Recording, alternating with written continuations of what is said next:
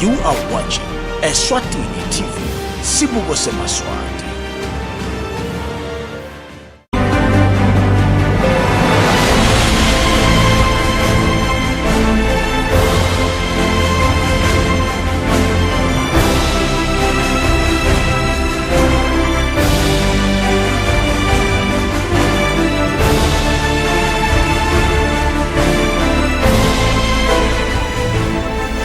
A very good afternoon to you guys, and a very warm welcome back to your favorite teleeducation program, Home Study. My name is Nogwazi Dlamini. I'm so glad to be back. I'm happy that I'm back. I'm happy that you guys probably had a beautiful weekend like I did. It's all about me.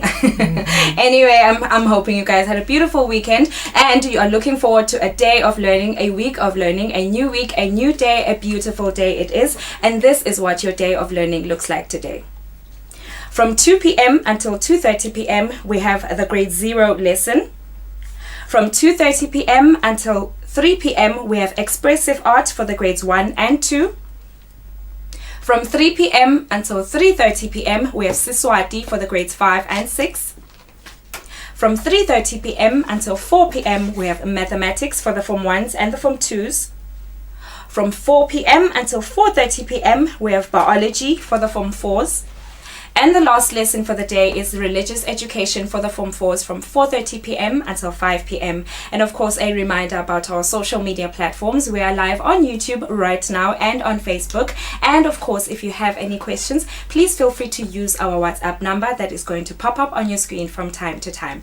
Now, like I had said when I started reading the timetable, the first lesson is the grade 0 lesson with Nonsethelelo Ndlovu, who is already with me in the studio. Also joining me in the studio is our sign language interpreter Nomcebo Dlamini. Nonsethelelo, how are you today? I'm very well, Nogwazi, and how are you? I'm doing very well, thank you very much. Today we're doing food. Yes. What are you expecting your grade 0s to have learned by the end of the lesson? Okay, Nogwazi, at the end of the lesson, the learners should be able to name foods that are good to eat and also state the work of the food in their bodies and also identify the letter and the number of the week. All right, thank you so much for that, Nonsethelelo, grade 0s. I hope that you are ready for your lesson. You may please begin with your lesson. Thank you, Nogwazi. Hello, boys and girls at home. Welcome back to our lessons for today. Hope you had a good time with the other teachers. And let's remember the first things first, the days of the week. Do you still remember the song about the days of the week? I hope you do. Right, and the song goes like this.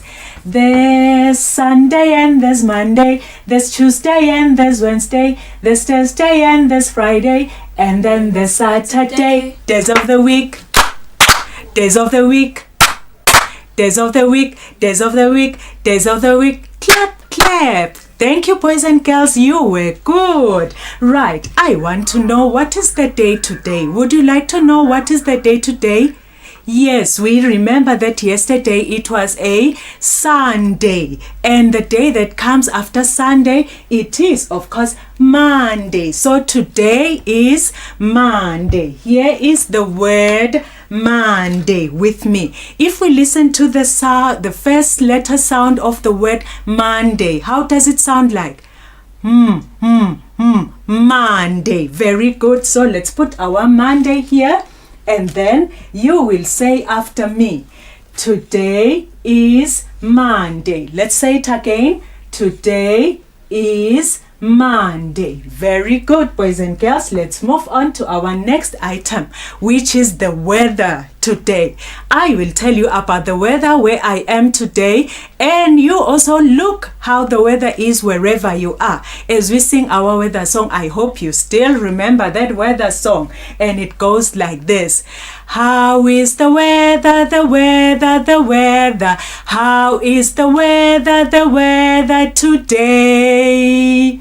I've seen how the weather is where I am today.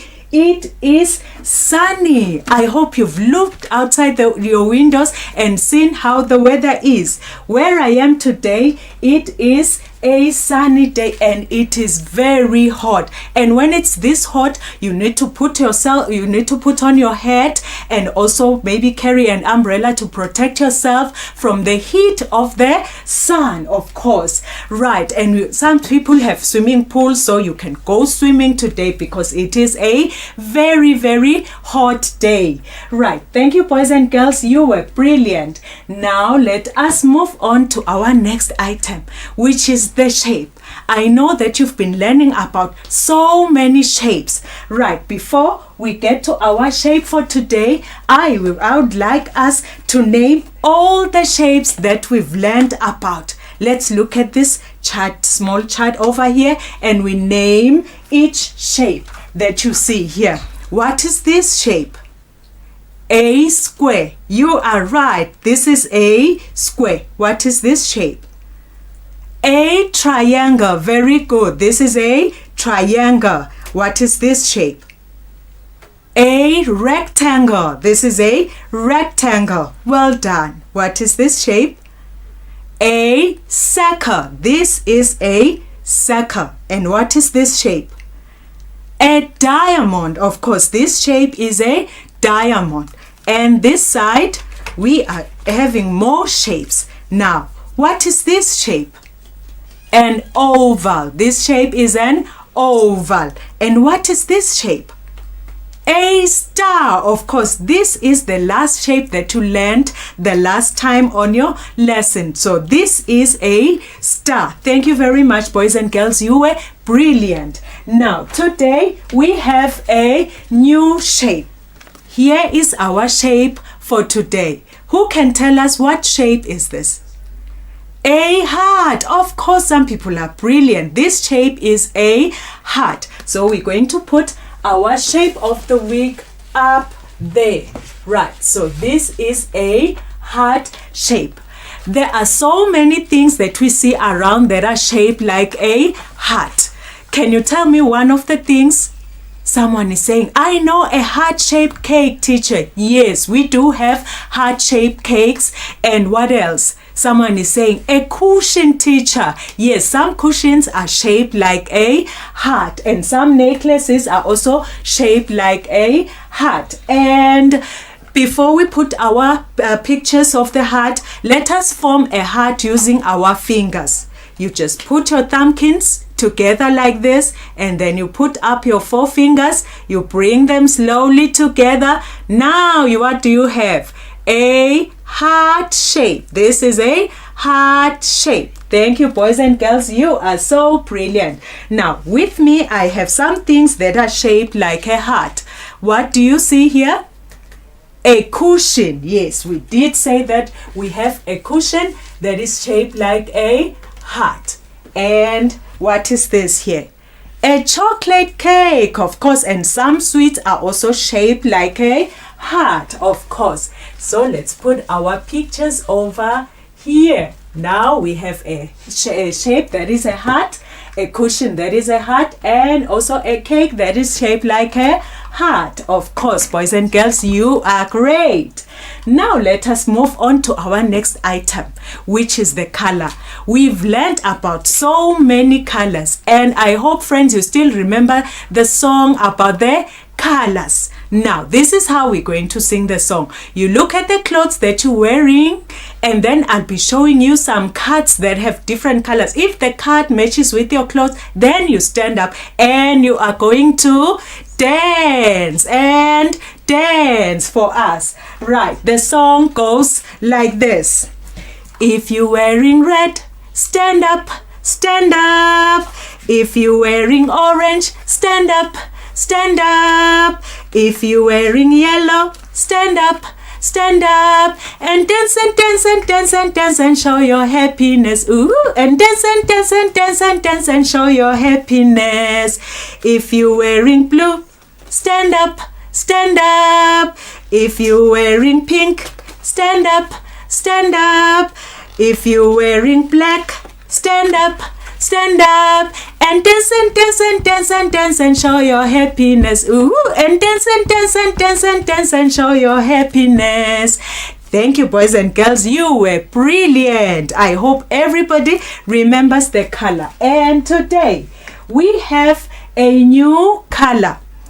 And the color is the color pink. It is the color pink. There are so many things that are color pink. Here we have a pink dress. I know there are some friends that love the color pink. Which ones are those? The girls, of course. Most girls, they love the color pink. They love pink shoes, pink hats, pink t-shirts. So this is the color pink. Right, there are so many things that we see that are color pink. And with me here, I have some different items that are color pink. Here, I have some blocks. These are blocks. And what color are my blocks? Pink, of course. We have pink blocks. Right, and what else do we have? We have this. Who can tell us what's this? A toothbrush. Yes, this is a toothbrush for cleaning our teeth. And what color is our toothbrush? Color pink. Of course, it is color pink. And then the last thing that we have is this. A cup and a saucer. What color is the cup and the saucer? Pink, of course. There are different shades of color pink. Other pinks are light and others are dark pink. So, but it's all color pink. Thank you very much, boys and girls. I hope you look around your homes and find things that are color pink, just like teacher's t-shirt. I have a blouse that is color pink today. Thank you very much, boys and girls. You are good. Now we are moving on to the letter of the week. I know last week you learned about a certain letter. Who remembers what letter did we last learn about? Yes, letter L. Right, so before we get to our letters today, I'd like us to read the letters on this paper. You will look at the paper and then we read each letter. Let's start. A, B, C, D, E, F, G, H, I, J, K, L, M, N, O, P, Q, R, S, T, U, V, W, X, Y, Z. Thank you, boys and girls. You were so good. Now, I'd like us to say, as we remember that all the letters have different sounds, I'd like us to sound the letters to a certain letter. Now, you will sound them after me. We go A, B, K, D, E, F, G, H, I, J, K, Today's letter is the letter M. And letter M has a sound Can you think of a word that begins with the letter sound Someone is saying, Mommy. Yes, you are right, boys and girls. So here is the letter M. This is the capital letter M and this is the small letter M. Right. How do we write the letter M? We will use the small letter M. You start at the top and you go straight down and then you go up on the same line, make a curve down and up on the same line, a curve again, then down and you stop. That is the letter M. So let's put our letter of the week over here. And then there are many things that begin with the letter M. Here I have some pictures that have names that begin with the letter M. The first picture that I have is this. Who can tell us what this is? It's milk. Yes, milk begins with the letter M and it has the sound milk. Right, let's put the picture of the milk down here. And the next picture that we have is this. What is this picture? A mouse. Yes, a mouse. Mouse begins with the letter sound for mouse. Right, let's put it over here. Right, and the last picture is this one. What's this? We see it up in the sky when it's at night. The moon. Yes, for moon. Right, so all these names of these pictures, they begin with the letter M. Milk, mouse, moon. Thank you, boys and girls. You are great. Now let us move on to the number of the week. I know last week you learned about a certain number. Some people, they remember what number we learned about. Who can tell us? Yes, someone is saying number 10, teacher. You are right. We learned about the number 10. Now, today, before we get our next number, I'd like us to count our numbers from 1 up to 20, and we clap our hands at the same time. Now, let's go. 1, 2, 3, 4, 5, 6, 7, 8, 9, 10, 11, 12, 13, 14, 15, 16, 17, 18, 19, 20. Well done, boys and girls. And our number for today comes after number 10. When we count, we go 9, 10, and then 11. Very good. So today, our number of the week is the number 11. Here is our number 11. Right. And then, boys and girls, I'd love you to trace on the number 11 and see how we write the number 11.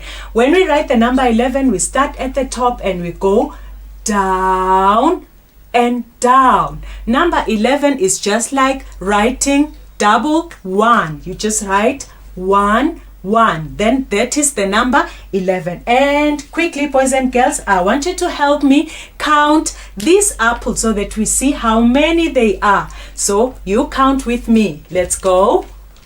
1. Then we go. 2, 3, 4, 5, 6, 7, 8, 9, 10, and then 11. So how many apples do we have here? 11 apples. Very good, boys and girls. You are great. Now we're moving on to our next item, which is the lesson for today.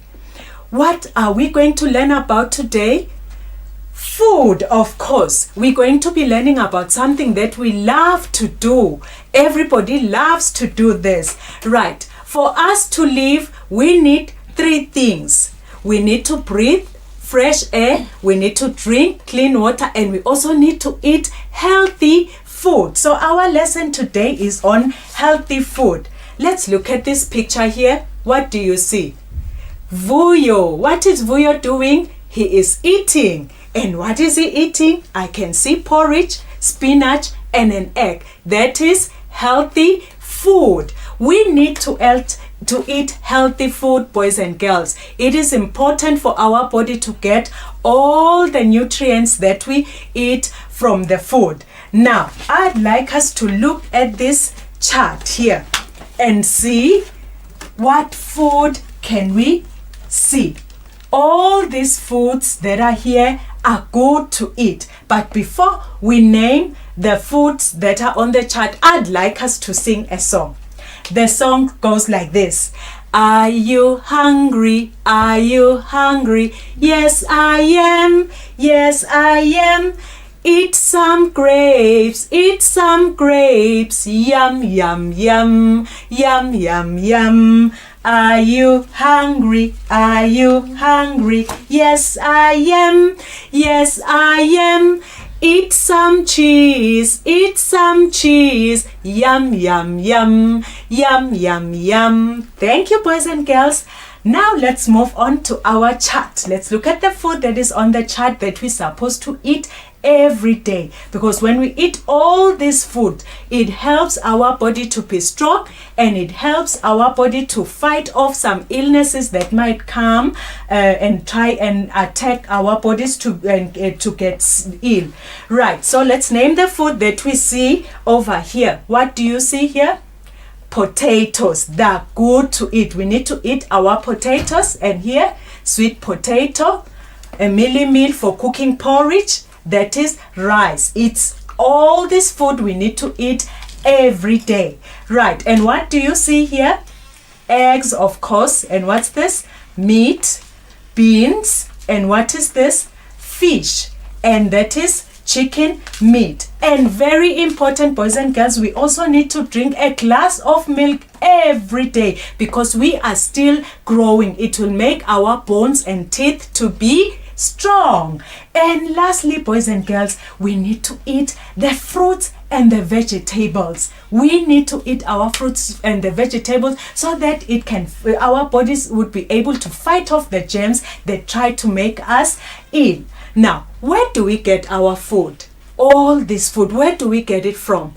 Someone is saying at the shops. Yes, you are right. We buy our food from the shops, but most of all, the food, we grow our food. Here is Mr. Gule. Mr. Gule is a farmer. He grows some vegetables and he sells them to the shop people, and then we go to buy. As you can see in the picture behind, Mommy is at the shop. She is buying the fruits and the vegetables. Remember, food is very important to make our bodies strong, and so that we can grow big and be like our mothers and fathers. Right, boys and girls, that is the end of our lesson today. Remember, we learned about different names of foods that are good to eat, and our number of the week is the number 11, and the shape is the heart, and the color of the week is color pink, and our letter for today is the letter M, and it has the sound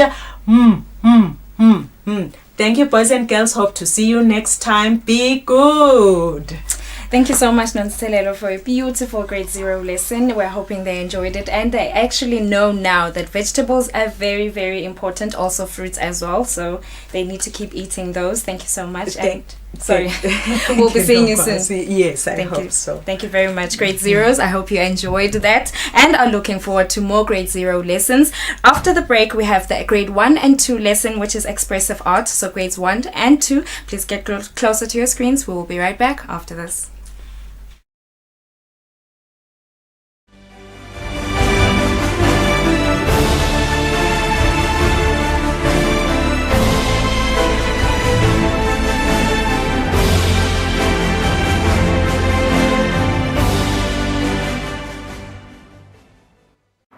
Ever since I was a young girl, I always dreamed of playing golf. I swung and swung and swung until I realized my dream of becoming a professional golfer. The season so far has belonged to Nobuhle Dlamini. With a 5th ranking at the Sunshine Tour Order of Merit, a win in the Joburg Ladies Open, and many other achievements under her name, Nobuhle Dlamini, the ladies golf champion, is part of the Supersport Let's Play family. The hours I spent practicing my golf swing and being physically active ensured that I was mentally sharp for my school books and the golf course. Now more than ever, as we stay away from school and stay indoors, keeping fit and exercise has become critical to maintain a healthy mind and body. Remember to stay safe and play it safe. I'm Nobuhle Dlamini, and I'm proud to be part of the Supersport Let's Play family.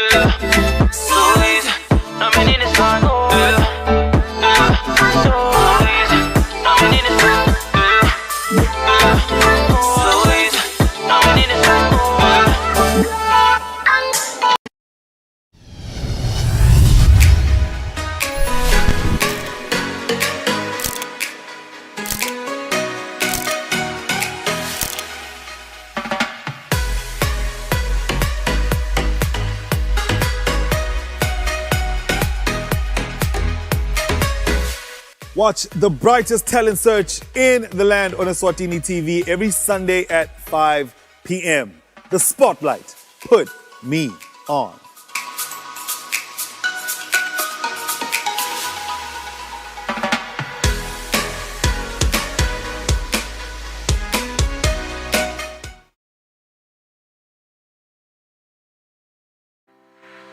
Buhle bethu imvelo yethu. Buhle bethu tindzawo tethu. Indalo yashada nemasiko kuhle kwethu. Kuvakasha kwethula umthwalo emahlombe ethu. Hloma ngwane vuka uvakashe indlela uyikhombe etindzaweni tethu. Temvelo nembukiso ungcebeleke uthathe netithombe. Lalela ke nangu sonkondlo waseswatini akutekela ayibeka indzaba ayihlela kuhle kwelijaha lishela ngiyakutshela diningi tindzawo longativakashela hloma ngwane vuka uvakashe la phana lapha kuvakasha kuyayelapha enhlitiyo kanye nemqondo kuyawuphumuda uqinisa buhlobo nebungane losebundenga ndenga with a trip to Mantenga Falls or a sip among friends of Sibebe Brew on Sibebe Mountain, or perhaps your cup of tea is backpacking and horse riding, sightseeing the seamless streams and springs that stream across the gorgeous valleys of the mountainous kingdoms of Eswatini. We have you covered. Hloma ngwane vuka uvakashe, buhle bethu imvelo yethu, buhle bethu ngabuthola nasebantwini bethu.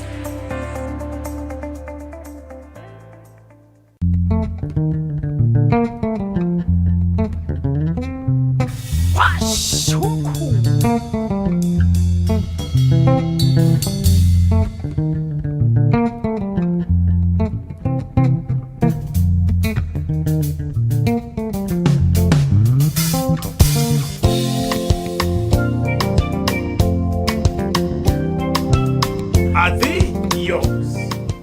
Ngabukela ke washa umkhukhu every Sunday at 3 p.m.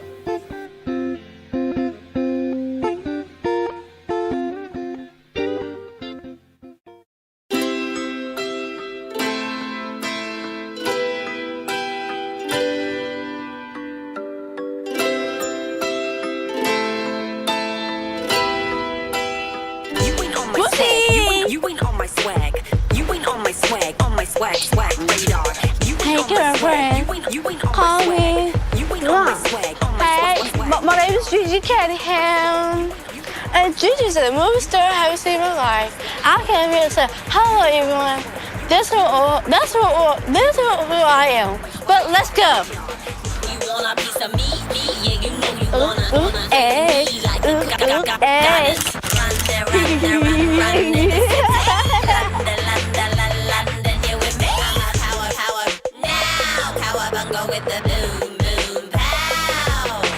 You ain't on my swag, on my swag radar.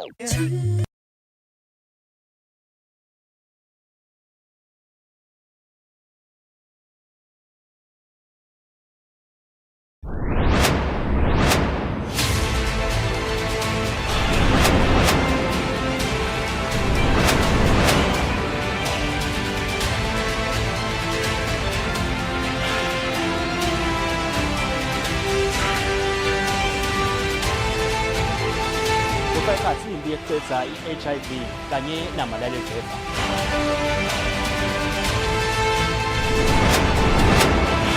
Kubika Sibusiso Ngubane anamba ngwadube kaComa indaba kalavumisa. Government of Eswatini TV ngilingithini khule ngambonga dube. Sithemba bani.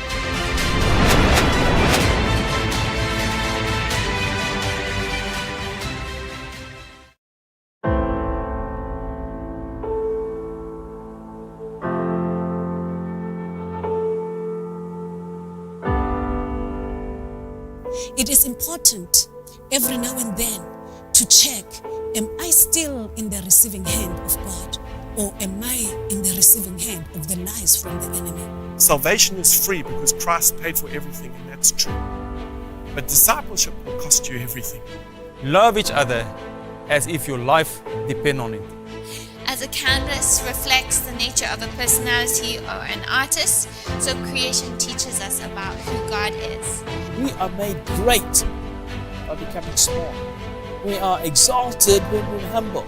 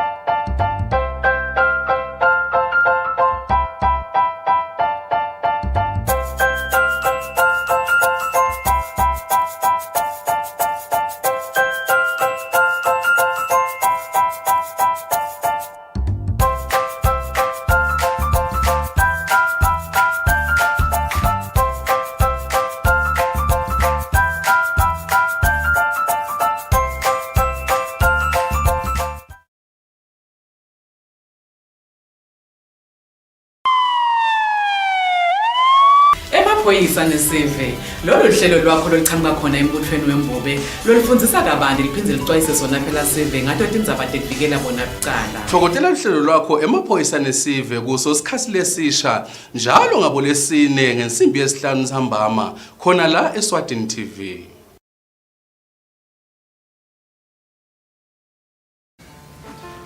Did you think about what I said? I did, and I've made my decision. I'm not going to wait for the courts to return my son to me. I'm going to go get him. Ow, it hurts! Hey, I haven't even touched you yet. Stop being a baby. Kandimba! Get back here! Kandimba!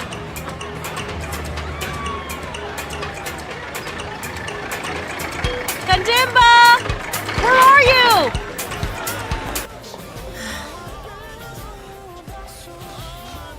What's with that face? You don't feel well?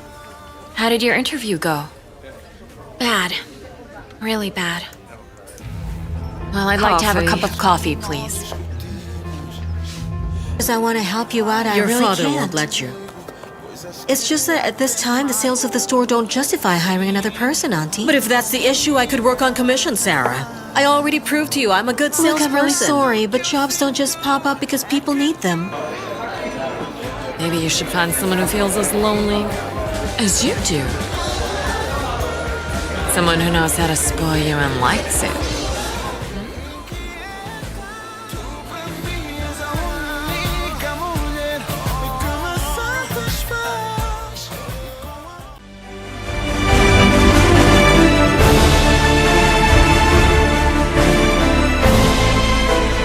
Welcome back to Home Study on Eswatini TV. My name is Nogwazi Dlamini, and right now we are doing expressive art for the grades 1 and the grade 2s with Petunia Tabetse. Also joining me in the studio is our sign language interpreter Nombumelelo Hadebe. How are you today? I'm good, and you, Nobas? I'm doing very, very well, thank you. Today we're learning about turning a motif into a pattern. Yes, we are turning a motif into a pattern. Okay, can I ask what a motif is? A motif is a repeated image or a single unit that can be used to make a pattern. Oh, okay. Yes. All right. Thank you for that. Okay, what are you expecting your grade 1s and your grade 2s to have learned by the end of the lesson? By the end of the lesson, the learner can create repeat patterns using found objects. Create repeat patterns using different sizes and colors of shapes. All right. Okay. Thank you so much for that, teacher Tabetse. I'm hoping the grade 1s and the grade 2s are ready for their lesson. And of course, a reminder that we are live right now on YouTube and on Facebook. And of course, grade 1s and 2s, if you are able to, if you have any questions, please feel free to use our WhatsApp number. You may please begin with your lesson. Thank you, Nogwazi. Good afternoon, my dear learner at home. Now it's time for expressive art grade 2. With you today is teacher Petunia Tabetse. Our topic for today is turning a motif into a pattern. By the end of the lesson, my dear learner, you can be able to create repeat patterns using found objects. Create repeat pattern using different sizes and colors of shapes. Things that you will need for this lesson, my lovely learner: your grade 2 expressive art learner's workbook, a crayon, pencil, glue, a cardboard, a rubber, a paper, paintbrush, and a pair of scissors. Okay, my dear learner, before we start our lesson, in our last lesson, we learned about wonders of my voice. Wonders of my voice. We said our voice are so wonderful. You can use your voice making soft and loud sounds. We even make sounds of farm animals. Farm animals with soft sound, a cat. And animal with a loud sound, a dog. When a dog is barking, whoom, whoom, whoom. We also sing simple songs like old MacDonald had a farm. We are building up the temple.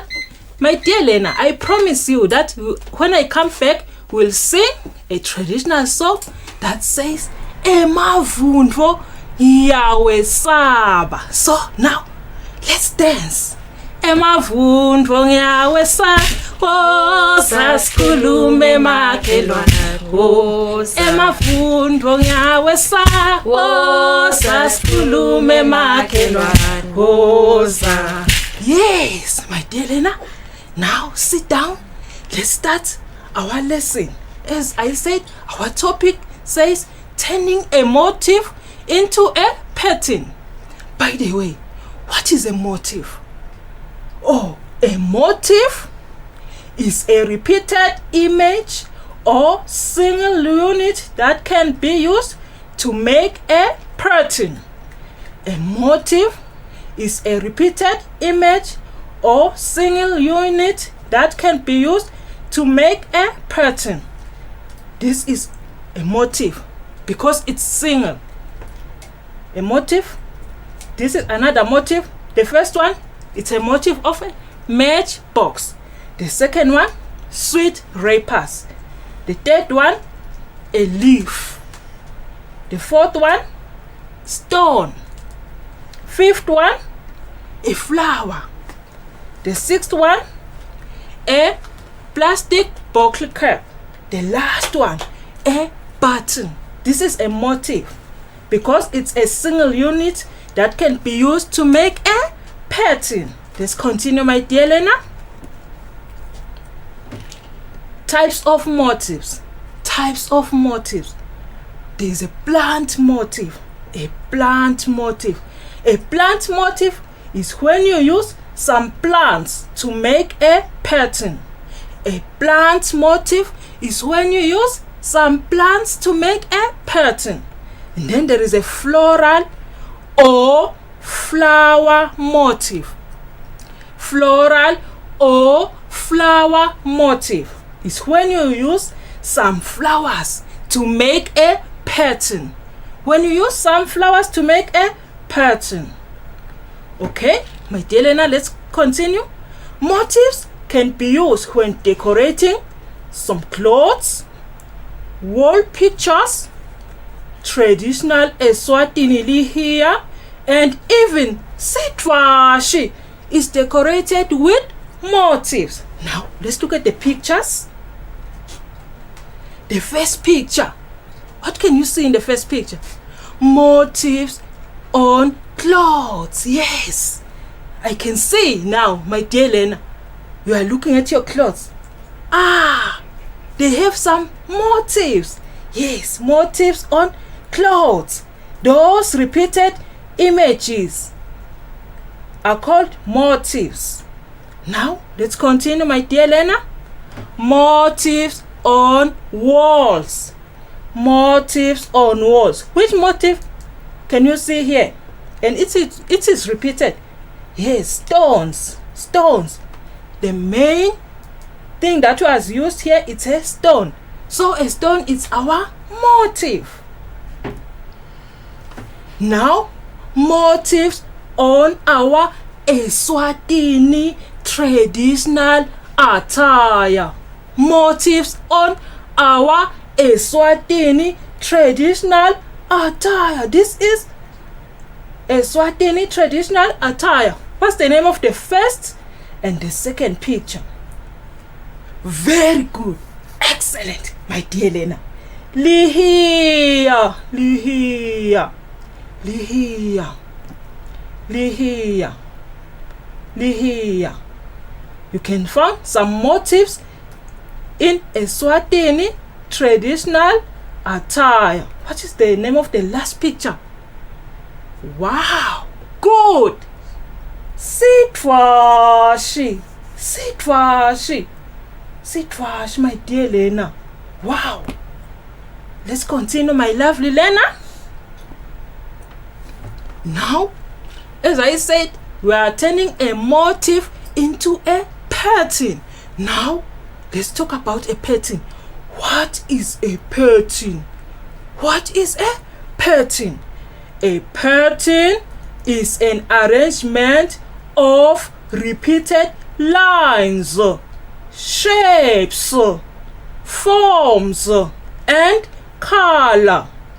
Pattern is an arrangement of repeated lines, shapes, forms, and color. Just look at the picture. My dear Lena, we have got those thick lines. Those thick lines, they make a pattern. Those thick lines. And even look at the colors. They are the same. And then there are forms. Forms, my dear Lena. Shapes. There's a shape. What's the name of this shape? A triangle. There are small shapes there, my dear Lena. Small shapes there. Some small shapes, triangles. Yes, my dear Lena. Let's continue, my lovely Lena. Now, types of patterns. Types of patterns. There are two basic types of patterns in art. Just remember, you're learning expressive art. Yes, there are two basic types of patterns in art. There is a natural pattern and man-made pattern. Yes, there is a natural pattern and man-made pattern. Let's continue, my lovely Lena. Yes. Now, let's talk about natural pattern. Natural pattern. What are natural pattern, Teacher Tabete? Are patterns that can be found in natural objects, such as flowers, leaves, plants, stones, clouds, animal markings, and a rainbow. Natural pattern. Okay, let's continue. Wow, what can you see? Yes, you can see some flowers. These flowers are natural. Natural things are the things that were created by God. Natural things are the things that were created by God. Just look at the natural pattern in those flowers. Yes, you can see patterns in the first flower. Just look at the second flower. Is it the same with the first flower, my dear Len? No, it's not the same. Even the color, it's not the same. Now, let's look at the third picture. Is it the same with the first and the second picture? No, it's not the same. Even the color. Now, let's look at the fourth picture. The fourth picture. You can see some natural patterns there. Wow. Even the fifth picture. They have natural patterns. Flowers do have natural patterns. Yes, my dear Lena. Wow. What can you see? Yes, sit down. Don't stand up. Sit down. You can see you're jumping now. Leaves. You can see some leaves. Just look at the pattern in the leaves. There's a line, and those tiny lines. A leaf have some patterns. Leaves have got some patterns. Yes, my lovely Lena. Look at the second picture. Just look at the leaves, how they branch from its stem. This is its stem, and how they branch. From its stem. They make a pattern. They make a what? A pattern, my lovely Lena. Let's continue. Wow. What is it now? You can see a plant. This is a plant. Just look at the plant. Have got some patterns. The plant is made out of patterns. Just look. There are patterns in plants. Patterns. Yeah, there are many, My dear Lena, let's continue. Wow, God's creation. Wow, patterns on rocks. Rocks do have some patterns, my dear Lena. Wow, did you know? No. Yes, rocks do have some patterns. Just look at this first rock. This first stone. Black color. There's a black color. A white color here. Black. White. Black. White. Yes. Stones do have patterns. Even here, there is a pattern. The stones do have some patterns. Let's continue, my dear Lena. Wow. What can you see now? Excellent. Very good. Marvelous. That are your praises. That are your praises. You are excellent. You are smart. Very, very good. Excellent. Yes, this is a rainbow. This is a rainbow.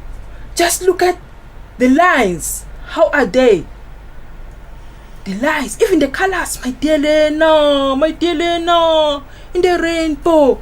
Yes, my lovely Lena. The lines, they are in pattern. Even the colors are in pattern. The second picture, my dear Lena. Wow. Clouds. Woo. Clouds do form some patterns, my dear Lena. Clouds do forms some pattern. Did you know? You should know, my dear Lena. Starting from now, not even today, but now, you should know. What's this? What is this picture now? Wow, patterns on grounds. Patterns on grounds. Pattern on grounds, especially in a dry land. When the rain is no longer raining, you can see the ground start to have some patterns. Yeah, patterns. You must look, my dear Lena. Do you know a dam? Just go to a dam where there is no longer water and look at the ground of the dam. It have got some patterns. This is a dry land. Okay? Patterns on animals. Patterns on animals. Just look at the animals' markings. What is the name of the first picture? Yes, this is a leopard. A leopard. This is a leopard, my dear Elena. Just look at its markings. It has some patterns. It has some patterns. The second picture. That's a cat. Just look at the markings of the cat, my lovely Lena. Wow. It has some patterns. Hey, there are many. My lovely Lena, let's continue. Now, my dear Lena, we can also make our own pattern. We can also make our own pattern using the natural objects. We can also make our own pattern using natural objects. The first picture, we see our own pattern. We use which type of motif? Remember, my dear Lena, I say a motif is a single unit that can be used to make a pattern. A motif is a single unit that can be used to make a pattern. So, here we use which type of motif? A flower. A flower was our motif to make this pattern. A flower was our motif. Let's go to the second picture. You can see our own pattern. We use which type of motif? Yes, my dear Lena, we use a leaf. A leaf was our motif. A leaf was our motif because we repeated the leaf over and over again to make a pattern. Yes, my lovely learner. Let's continue. Wow! Woo! Patterns on stones. Patterns on stones. We use which motif to make this pattern? Yes, we use a stone. A stone was our motif. So we repeated the stone over and over again to make a pattern. We'll make a spiral line. Oh, wow. Wow, my lovely learner. My lovely learner, we use stones to make our own pattern because we are so brilliant. We are so smart. We can do things. Okay, let's continue, my lovely learner. Now, let's look man-made pattern. Man-made pattern. We do find patterns on carpet, roof sheet, to name a few. We do find patterns on carpet, roof sheet, to name a few. Now, my dear learner, sorry, let's look at here. You can find some patterns in a carpet. These are man-made pattern. These are man-made pattern. Even here, the second picture, this is a roof sheet, which we call it a matayela, my dear Lena. Yes, this is litayela. Just look at the pattern from the litayela. Yes, this is a man-made pattern. Let's go back a little bit. Let's continue with our sentence. We can also make our own pattern using some found materials such as plastic buckle caps, buttons, sweet wrappers, empty match boxes, and some shapes. Yes, we can also use some found materials to make a pattern. Wow! This we make a pattern using plastic buckle caps. Wow! So beautiful. Red, red, red, red when you go downwards. But when you go across from the left of your hand to the right, it's red, yellow, blue, white, red, yellow, blue. We use found materials. We didn't buy it, my dear Lena, but we use those found materials to make our own pattern. Remember, we are so smart. We can do anything we want. Okay, now patterns on buttons. Patterns using buttons. Yes. By the way, what was our motive for this pattern? Remember, my dear Lena, I say a motive, it's a single unit that can be used to make a pattern, which means a button was our motive. We repeated buttons over and over again. We also make a zigzag line when repeating it. Zigzag line going downwards, my dear learner. Here we use zigzag line. We repeated the buttons over and over again using zigzag line across the paper, my dear learner. Yes, my dear learner. Let's continue, my lovely friend. Now, let's make our own pattern using sweet wrappers. We'll make our own pattern now using sweet wrappers. Prepare your workstation. Bring all your materials with you.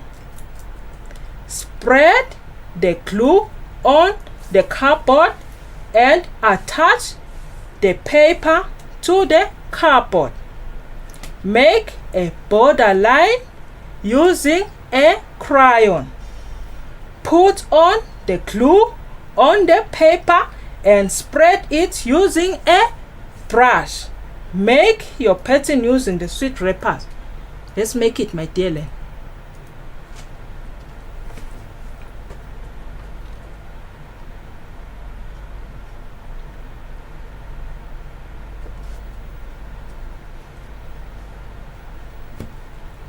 Okay, my dear Lena.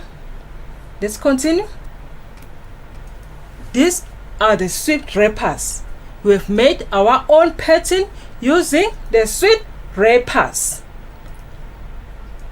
Let's continue. Now, let's look patterns on matchboxes.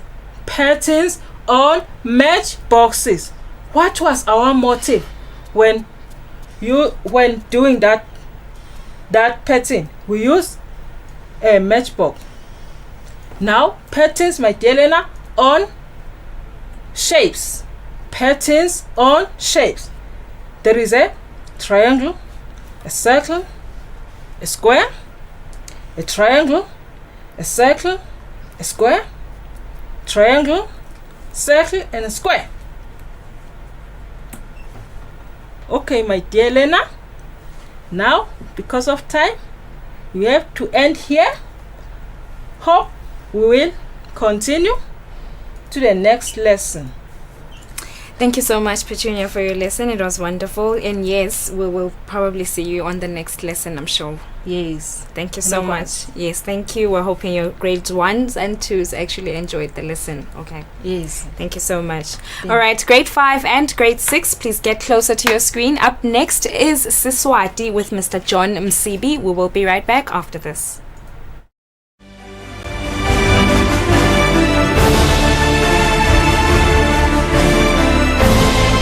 Supersport Let's Play family.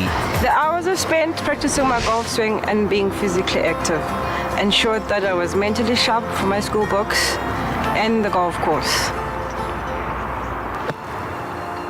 Now more than ever, as we stay away from school and stay indoors, keeping fit and exercise has become critical to maintain a healthy mind and body. Remember to stay safe and play it safe. I'm Nobuhle Dlamini and I'm proud to be part of the Supersport Let's Play family. I'm in this one, yeah. I'm in this one, so easy. I'm in this one, yeah. I'm in this one, so easy. I'm in this one, yeah. I'm in this one, so easy. I'm in this one, yeah. I'm in this one, yeah. So easy. I'm in this one, yeah.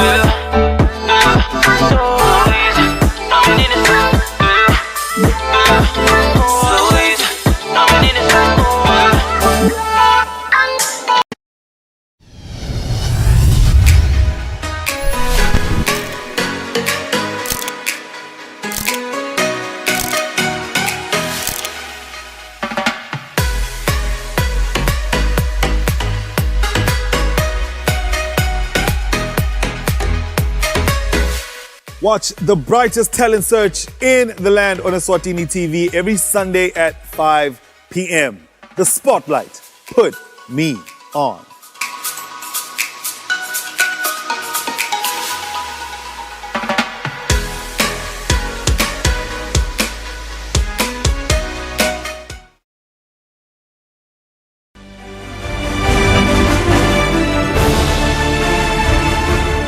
Nguvusele mbukeli ekhaya ngiphinze ngikwemukele ehlelweni lakho loluthandzako lekufunza usekhaya i-home study ligama lami nginokwazi wakaDlamini kanti kulesikhathi samanje sitawufunza siswati selibanga lesihlanu kanye nelibanga lesithupha kanye naye John Msibi losavele anami etindlini tekusakata. Unjani baba Msibi? Ngiyaphila Saswethu nolwazi unjani wena? Ngiyaphila nami. Namhla sizabe sifunza ngendzaba lecocako kwakhiwa kwemaphuzu endzaba. Yebo lokungona kutawusita abafunzi ukuthi bakhone ukubhala ngekutethemba lendzaba lecocako. Okay, uThembe u expected umfundzi wakho abe afunze nekupheleni kwalesifundo. Kwekuqala nje lokumgcoka ngalesifundo ukuthi kumlolonga nekumcebisa ngemasu kabantu ngekubhalwa indzaba lecocako asebenzisa lolwimi lolunothile kanye netimpawu tekubhala. Okay. Yebo ke lokutawulandzelako ke sengilole ngubhekile nakuphela lesifundo namuhla ukuthi ngibheke ukuthi abe atholeni yena yini lengubhekile kube akhona kukwenta. Okay.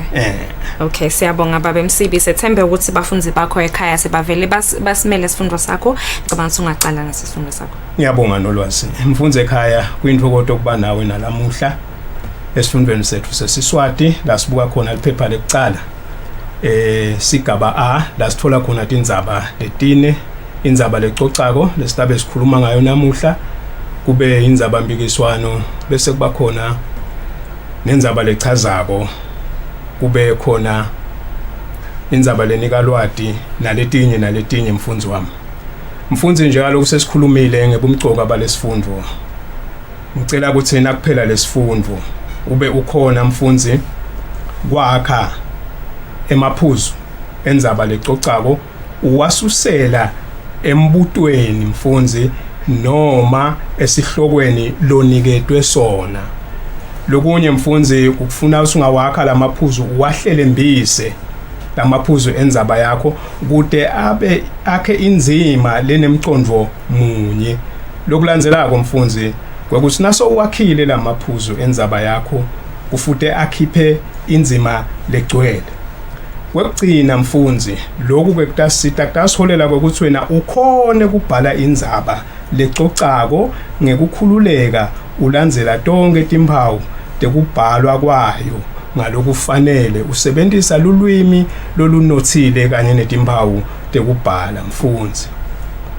Kafishane mfunzi asigijime kanye nawe sibuke ukuthi yini lenge kwakhulunywa ngayo ngendzaba lecocako. Indzaba lecocako yachazwa kwathiwa ngumbhalo lobhaliwe lococwako noma lofundwako.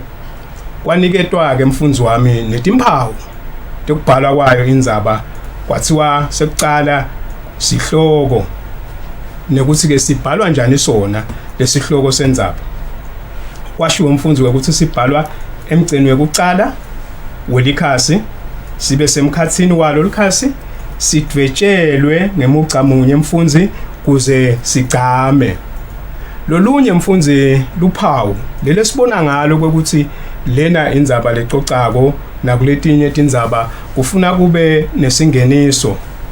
Singeniso mfunzi inzima yekucala kumele sibe namdonseni ukushothi simhehe loyo lofunza lendzaba yakho kude abe nemdlandla wekuchubeka ayifunze lendzaba yakho ate ayicethe.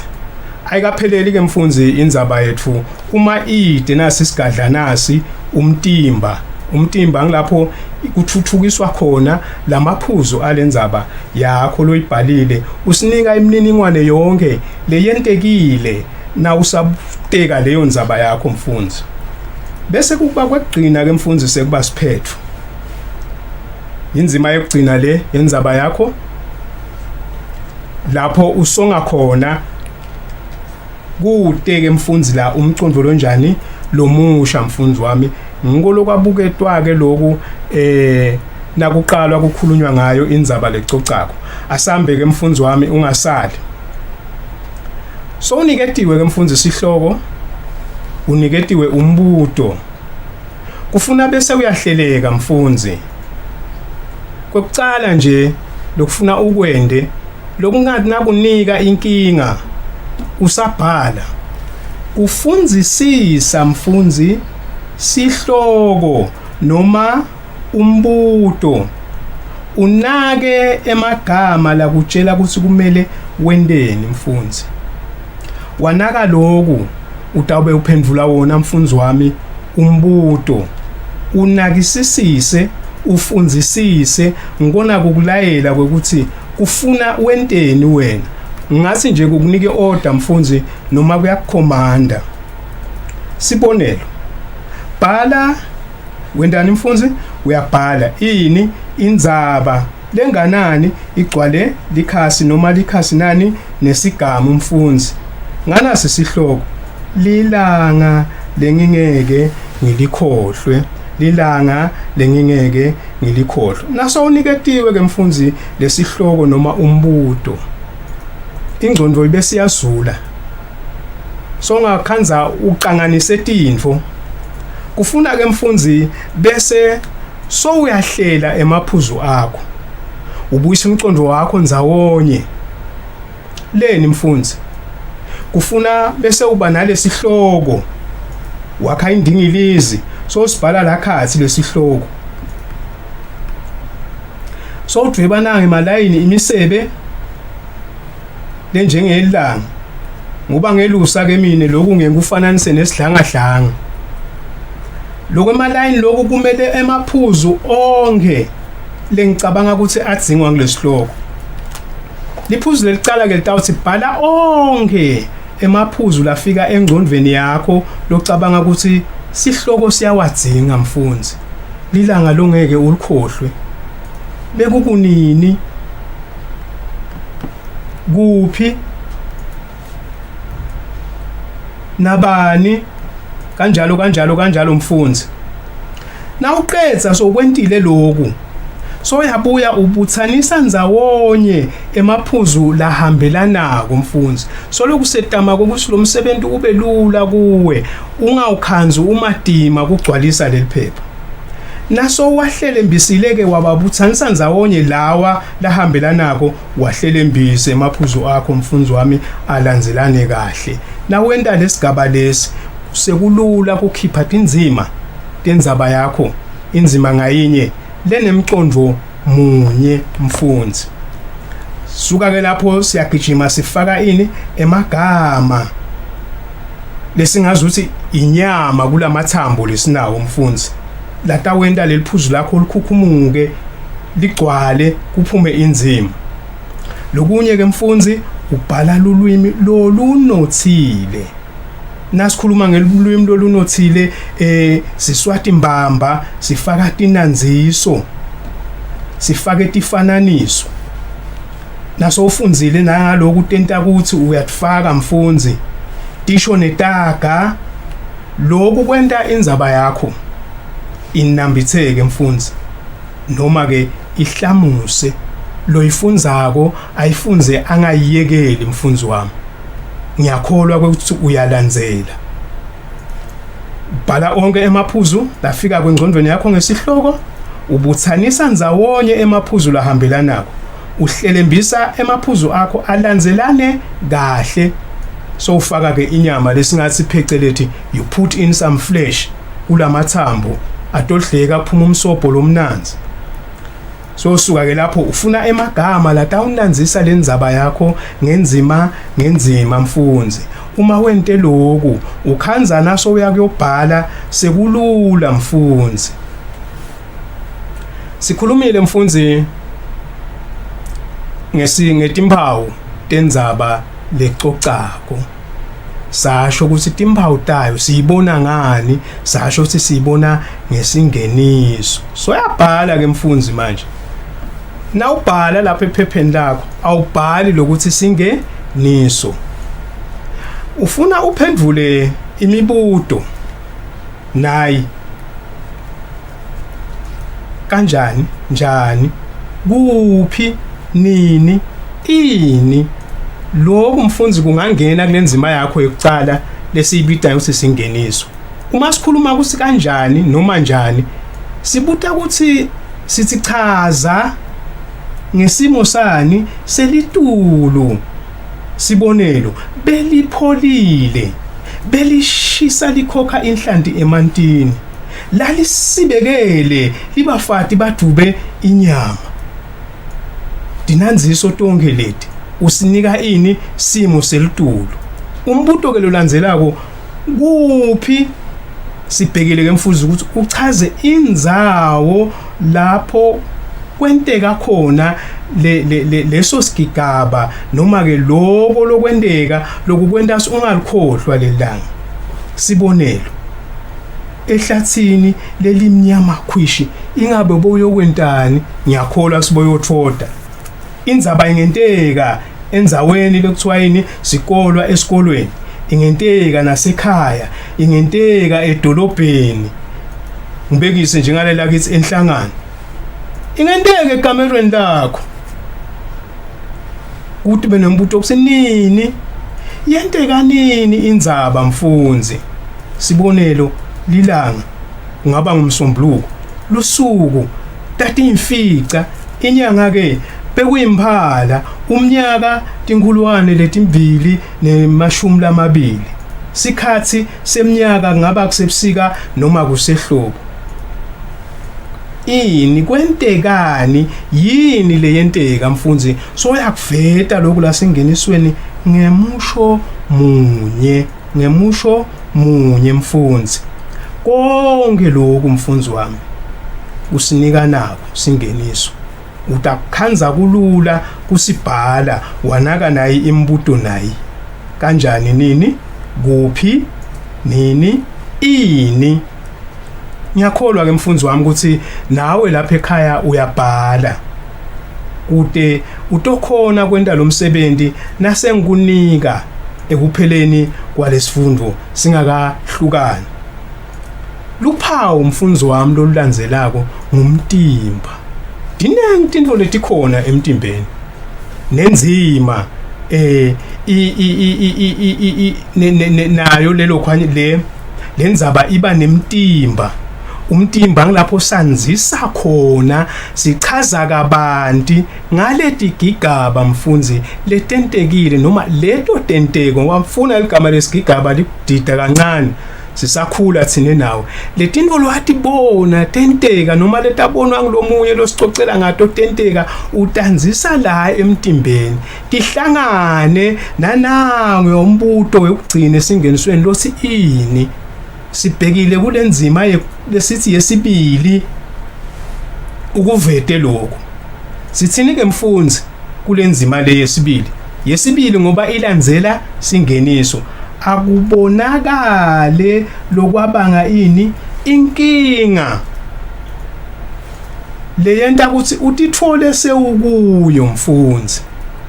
Nginde sibonelo ke mfunzi wami la.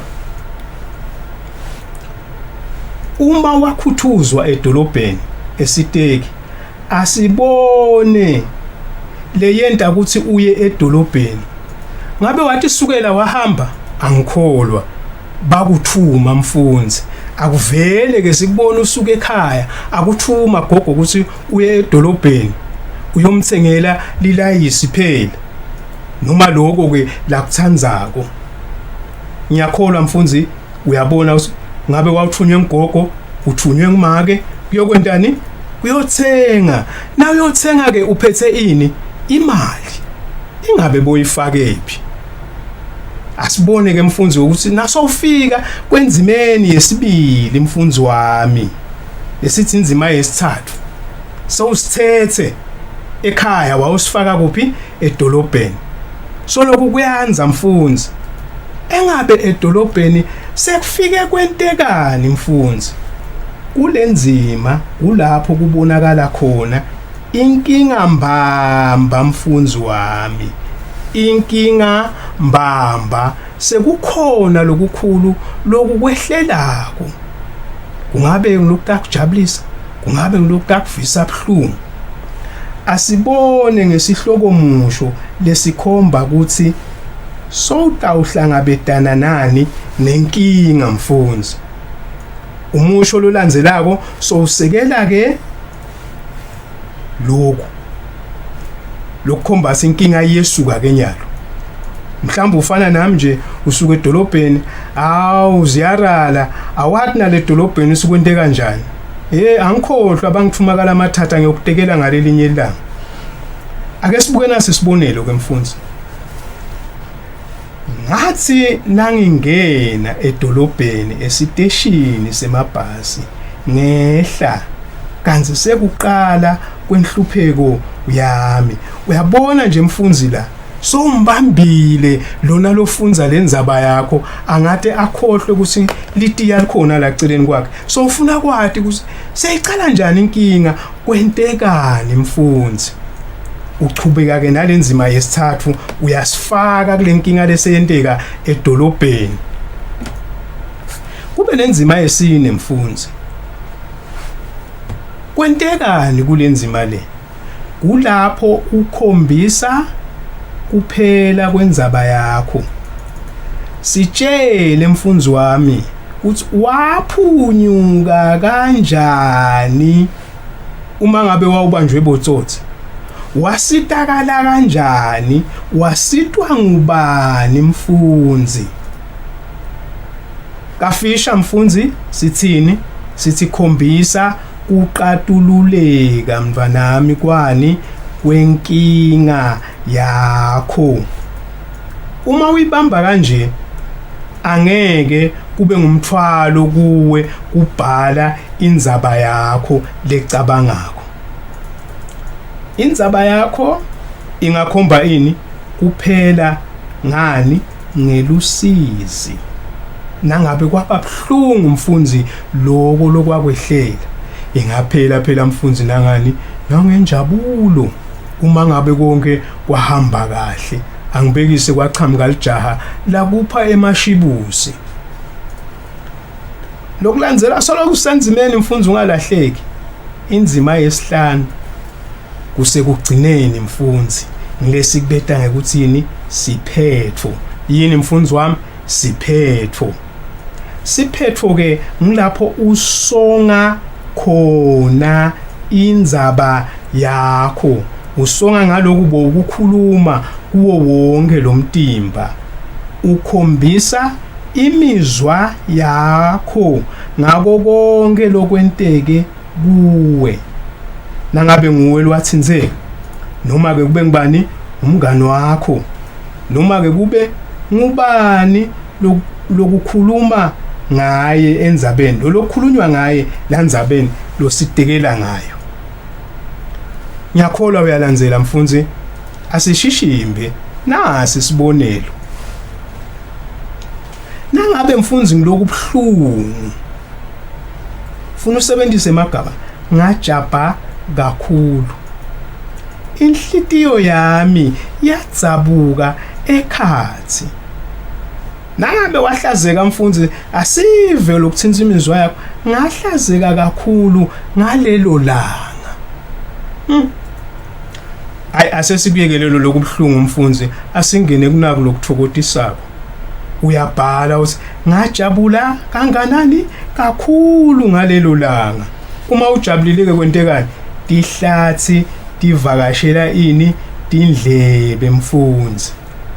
Uyasonga kulesigaba lesi semsebenzi wakho la sithi khona siphetho mfundzi. Ngiyakholwa ukuthi usengalahleki mfundzi wami.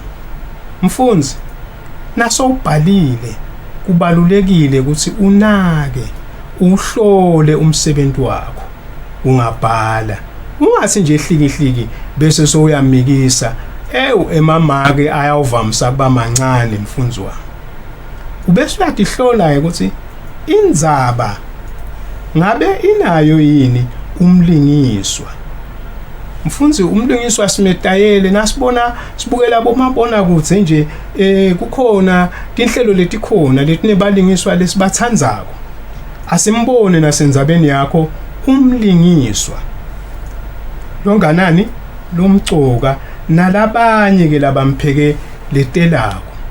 Awukushilo kumfundzi ufuna ukunake. Lokunye ingabe inaso yini sikhathi, lusuku, indzawo nesimo lapho yenteka khona inzaba yakho. Uyatihlola. Futhi na ubona sikuhamba kahle, ushayele tandla, uhluphuma ugidza ngaphandle. Inzaba iyalandzisa yini ngekucala kwani kwenkinga digigaba ke noma tenteko. Kuchubeka siyabona yini kwayo uchubeka kwaleti gigaba noma letenteko kanye nekuchacheka kwakho. Uma kuhambe kanjalo ke mfundzi ubambe yona awukabambi sisila senyoni. Nakayifunza lo loyifunzako mfundzi wami indzaba yakho kukhona yini insayeya lasala nayo noma umlayeto ngoba tindzaba mfundzi kufuna tisakhe tisifundzise letingaba yini lusito kuye. Umlungiswa yena uphatheka njani ngalesenteko mfundi wami. Lokunye songahlola sisihloko sakho njengaloku ufundzisiwe ukuthi sibhale kanjani vele sibhaleke kahle yini. Letinye mfundzi tintfo letiyinkinga. Sandla mfundzi, sandla sidlala indzima lenze emsebentini wakho. Akubhlungu mfundzi uthi ubhalile umsebenzi wakho ungabonakali. Nala nginenzaba lemnanzi lengakukitata la ngangibhalelwe khona ngekuthi angiboni asiyekele ngiyokutekela futhi nayo ngalelinye ilanga. Ngalelinye ilanga ungikhumbule asibhale umsebenzi lofunzekako. Sibhale tinhlafu temagama tibonakale mfundzi, timiswe kahle, hleleke. Uyawubona ke uthola emamaki lamnanzi. Bese usebenzisa lulwimi lolunothile lolumnanzi kukhombisa ukuthi luSwati laseSwatini mfundzi. Mfundzi, ake ngunike umsebenzi. Ngingakakuniki asisonge sifundvo sethu namuhla bese sengunika umsebenzi. Sichazile indzaba lecocako sathi inkulumo lecocwako lebhaliwe noma lenjani lefundwako. Sanika timphawu tendzaba lecocako njengato tonke sishito ukuthi kunesihloko. Uyakhumbula mosithi sibhalwa njani emgceni wekucala sicanyiswe ngekudwetshelwa tinhlavu letifanele temagama ekucala kucaliswe ngohlavu lolunganani lolukhulu. Sathi kwesibili kunesingeniso lapho wethula khona indzaba yakho bese ke kuba nani nemtimba. Lo landzela umtimba mfundzi siphetho loku akube khona endzabeni yakho nawubhala. Sibase siyasitana mfundzi ngekwakha nekuthuthukisa emaphuzu ani endzaba. Lapho sidwebe khona indingilisi sabhala ini sihloko ekhatsi.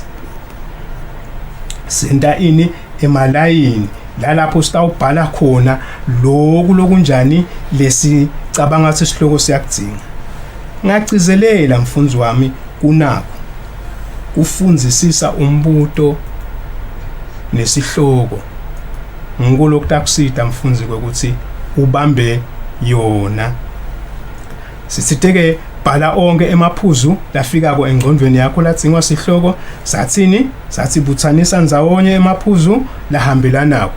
Kwesithathu sathi wahlele kahle ngekulandzelana kwawo. Sase sithi faka inyama. Angikholwa ukuthi uyalithanza lithambo nawe futhi uyalithanza linoni. Sathi ke indzaba yakho ayiphendule imibuto bani nini kuphi kwentekani kwentekeni kanjani naleminye mfundzi. Ngibona ke ukufaka elayinini lekwekuthi indzaba yakho itawuhamba ibhekephi mfundzi wami. Thatha usiba lwakho ke ubhale nangu umbuto. Awuna ubhala indzaba la utawakha ini emaphuzu endzaba lecocako nganasi ini sihloko. Lilanga lelangijabulisa kakhulu. Lilanga lelangijabulisa kakhulu. Ngona msebenzi ke mfundzi lotangentela wona wakha ini emaphuzu kuphela. Nangabe ke uyatithemba ngoba ngeke ngikuvalele so ngayibhala indzaba yakho lephelele. Angathi ngidawukhona nikufika ngitoyifunza lapho kuwe lendzaba kodwa ngajabula kuyibona mfundzi wami ngiyabonga kuba nawe namuhla esifundweni sethu. Sibonge kakhulu baba Msibu, isifundo sakho besimnanzi kakhulu. Sithembe ukuthi nemfundo ekhaya usijabulele, sesitawubona nefundweni letlandzelako. Siyabonga kakhulu Rato, mfundo ekhaya usale kahle. Ngibongile kuba nawe nalamuhla. Siyabonga baba Msibi. Mfundo ekhaya ungayinzawo, sifundo lesilandzelako yi mathematics, sifundo saka form 1 kanye na form 2. Siyabuya khona manje.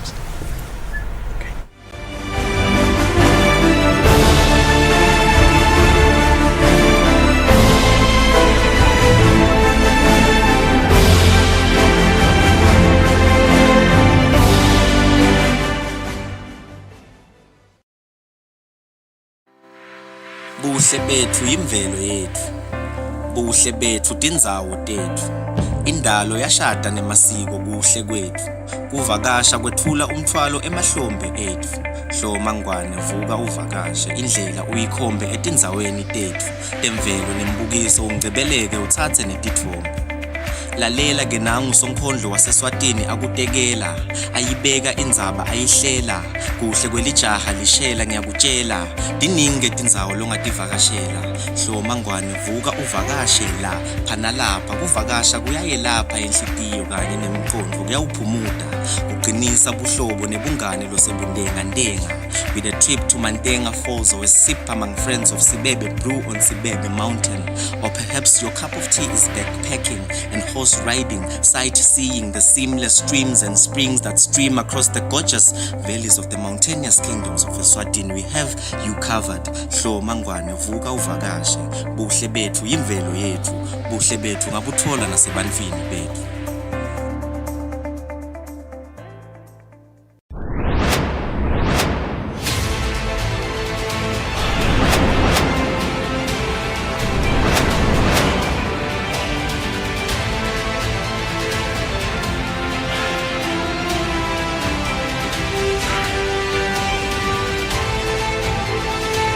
Khathi imbi yeqeda i-HIV kanye namalale fever.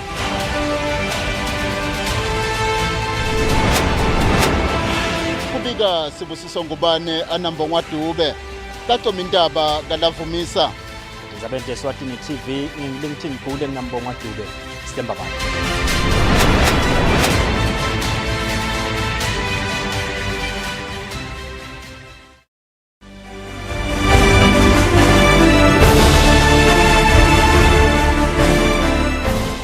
A very warm welcome back to Home Study on Eswatini TV, and a very good afternoon if you have just joined us, especially if you are in Form 1 or in Form 2. My name is Nogwazi Dlamini, and right now we are doing mathematics for the Form 1s and the Form 2s with Jengsile Makakula, who is already with me in the studio.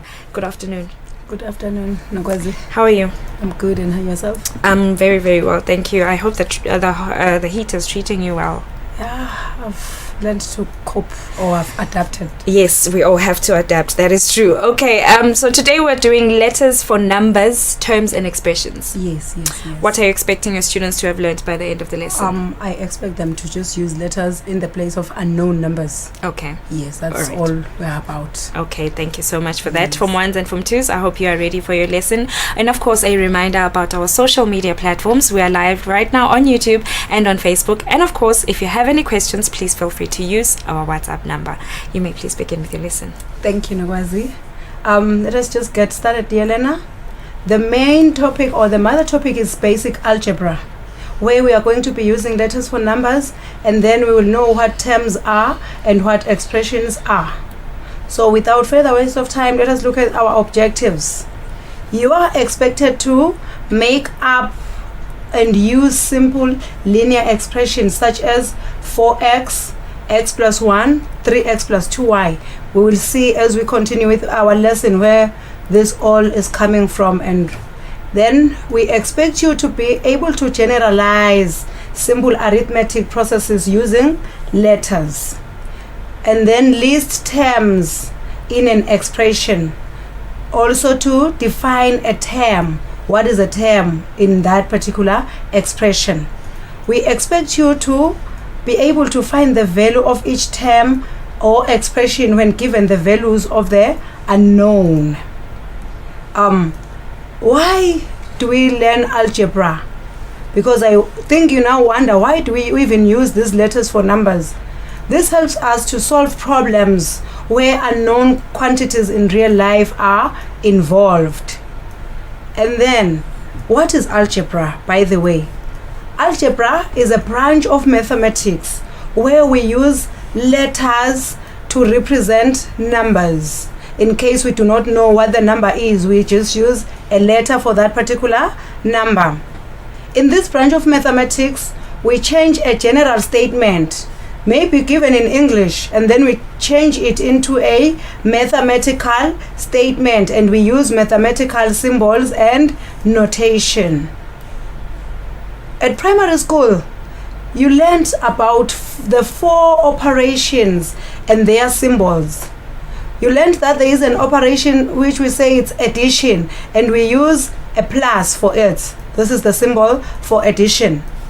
The words that you find in expressions or in the general statements, you may find that they say add or a sum of, and then you find that between numbers there is and. Say that they say to you 7 and 8, the sum of 7 and 8, so the and there is a plus, or they just give you plus 7 plus 8, and then they say you combine with. We also have subtraction. We say it's minus. So that's the difference, or minus. Say for instance, they say find the difference in ages of 2 learners. Say the other one is 17 and the other one is 20. So it will be 20 minus 17. So it's minus and difference. Then we have multiplication, where we use times, which we use this cross. A bit different from the one we use for addition. And then we find words like, or expressions like, product of or multiplied by. And then there is division, where we say it's a quotient or divide by. And then now, let us make some examples so we can see where we use these mathematical sentences or symbols that we're talking about. The sum of 14 and 9 is 23. The sum of, we said sum of is for addition. So when we write this as a mathematical sentence or we use mathematical symbols, we will say 14 plus 9 is equal to 23, since the sum of is addition. And then we say when a number is added to 7, the answer is 31. When a number is added to 7, the answer is 31. Note that this number is not known to us. So we add this particular number to 7 and we get 31. I know you just worked out the answer, but now let us just write it as it is in the sentence. So we have 7, we add a certain number, the answer is 31. So we are not so much interested in the answer for now. We just want to use a letter to represent the unknown number. So let the unknown number be R. So now we are saying the unknown number is R. If we were to reread our sentence, we would say when R is added to 7, the answer is 31. So I have 7, I add R, and I get 31. Since we are saying we are using letters for the unknown number, so our number is R. And then now, let us see now, why letters for numbers? When we use letters for numbers, we can use any letter except for the letter O. And I believe you know the reason why. Because it's different, it is very difficult to differentiate between O and the numerical 0. So you might find that you are writing 2 times O, which is 2O, and then it's like you just writing 20 because O is the same as our 0. So we do not use the letter O in algebra. You must note this. So when you say let the number be, never say let it be O. And then let us look at an example now. An apple costs 2 emalangeni. What is the cost of 6 apples? 6 apples. So 1 apple is 2 emalangeni. If there are 6 apples, it means you are going to multiply the 2 emalangeni by 6 and get 12 emalangeni.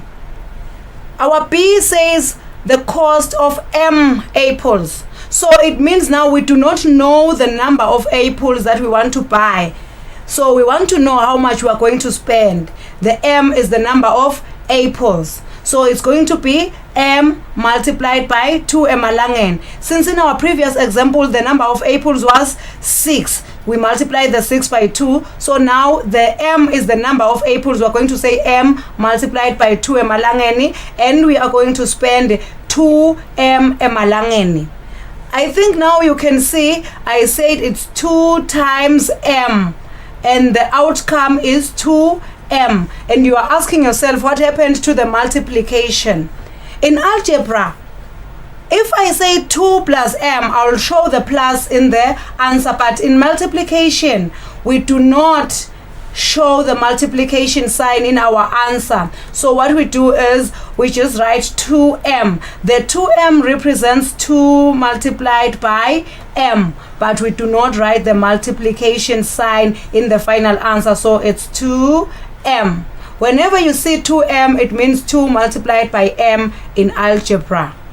So let us look at this example now, taken from your book, that is exercise 7.1 of book 1, Prism Alive book 1, exercise 7.1, question number 9. A boy is 10 years old. His father is 10 years older than twice his son's age. So the father is 10 years older than twice the son's age. The question is, how old is the father in terms of T, of course. Let the son's age be T as given to us. So they say the son is T years old.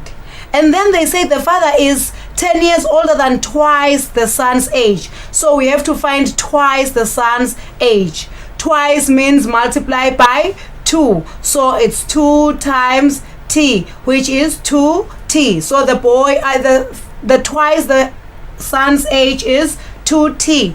Hence the father's age is 10 years more than twice the son's age. So it's 10 years added to twice the son's age. So the father is 10 plus 2T years old.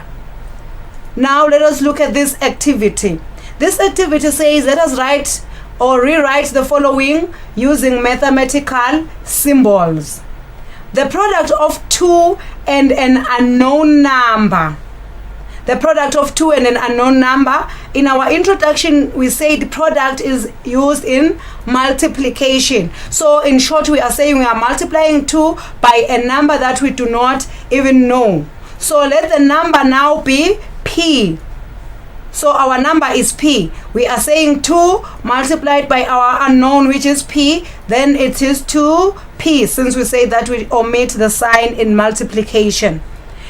The second question is the difference of a number and 11. The difference, we say this is minus or in subtraction. So we say this particular number, we name it C. So it's going to be C minus 11. That is the difference of the number and 11.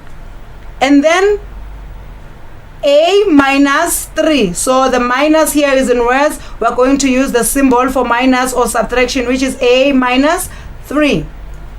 M divided by 4.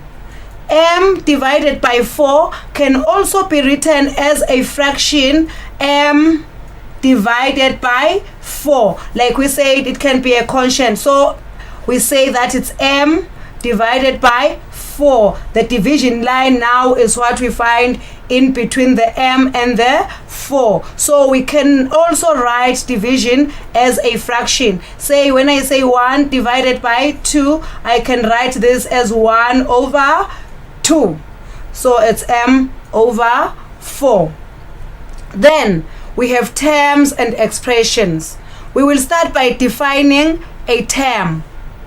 A term is a combination of numbers and or letters containing the operations that we are talking about. We said it's division and multiplication now. So a term, we combine numbers and letters, or it can be numbers and letters. It can be letters. Say I say MN, so it's a letter and then a letter, and we use the two operation, which is division and multiplication, to combine the numbers or the letters in a term.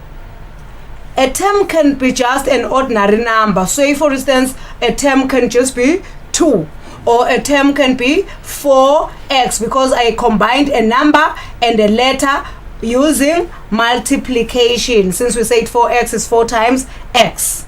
And then an expression is a combination of terms separated by the operations plus and minus. So we say in an expression the terms are separated from each other by addition and subtraction using the plus or minus signs. Let us look at these examples.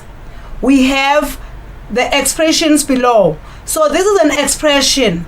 We have terms separated by subtraction sign. So now we want to identify the terms here. The first question is find the number of terms. Since we say terms are separated by either subtraction or addition, so we will look for subtraction or addition. Here we have a subtraction sign and a subtraction sign separating our terms. So it means we have 1, 2, 3 terms. We have 3 terms. And then the second question says state the terms. Our terms are T, R, and 5S, and they are separated by the minus sign.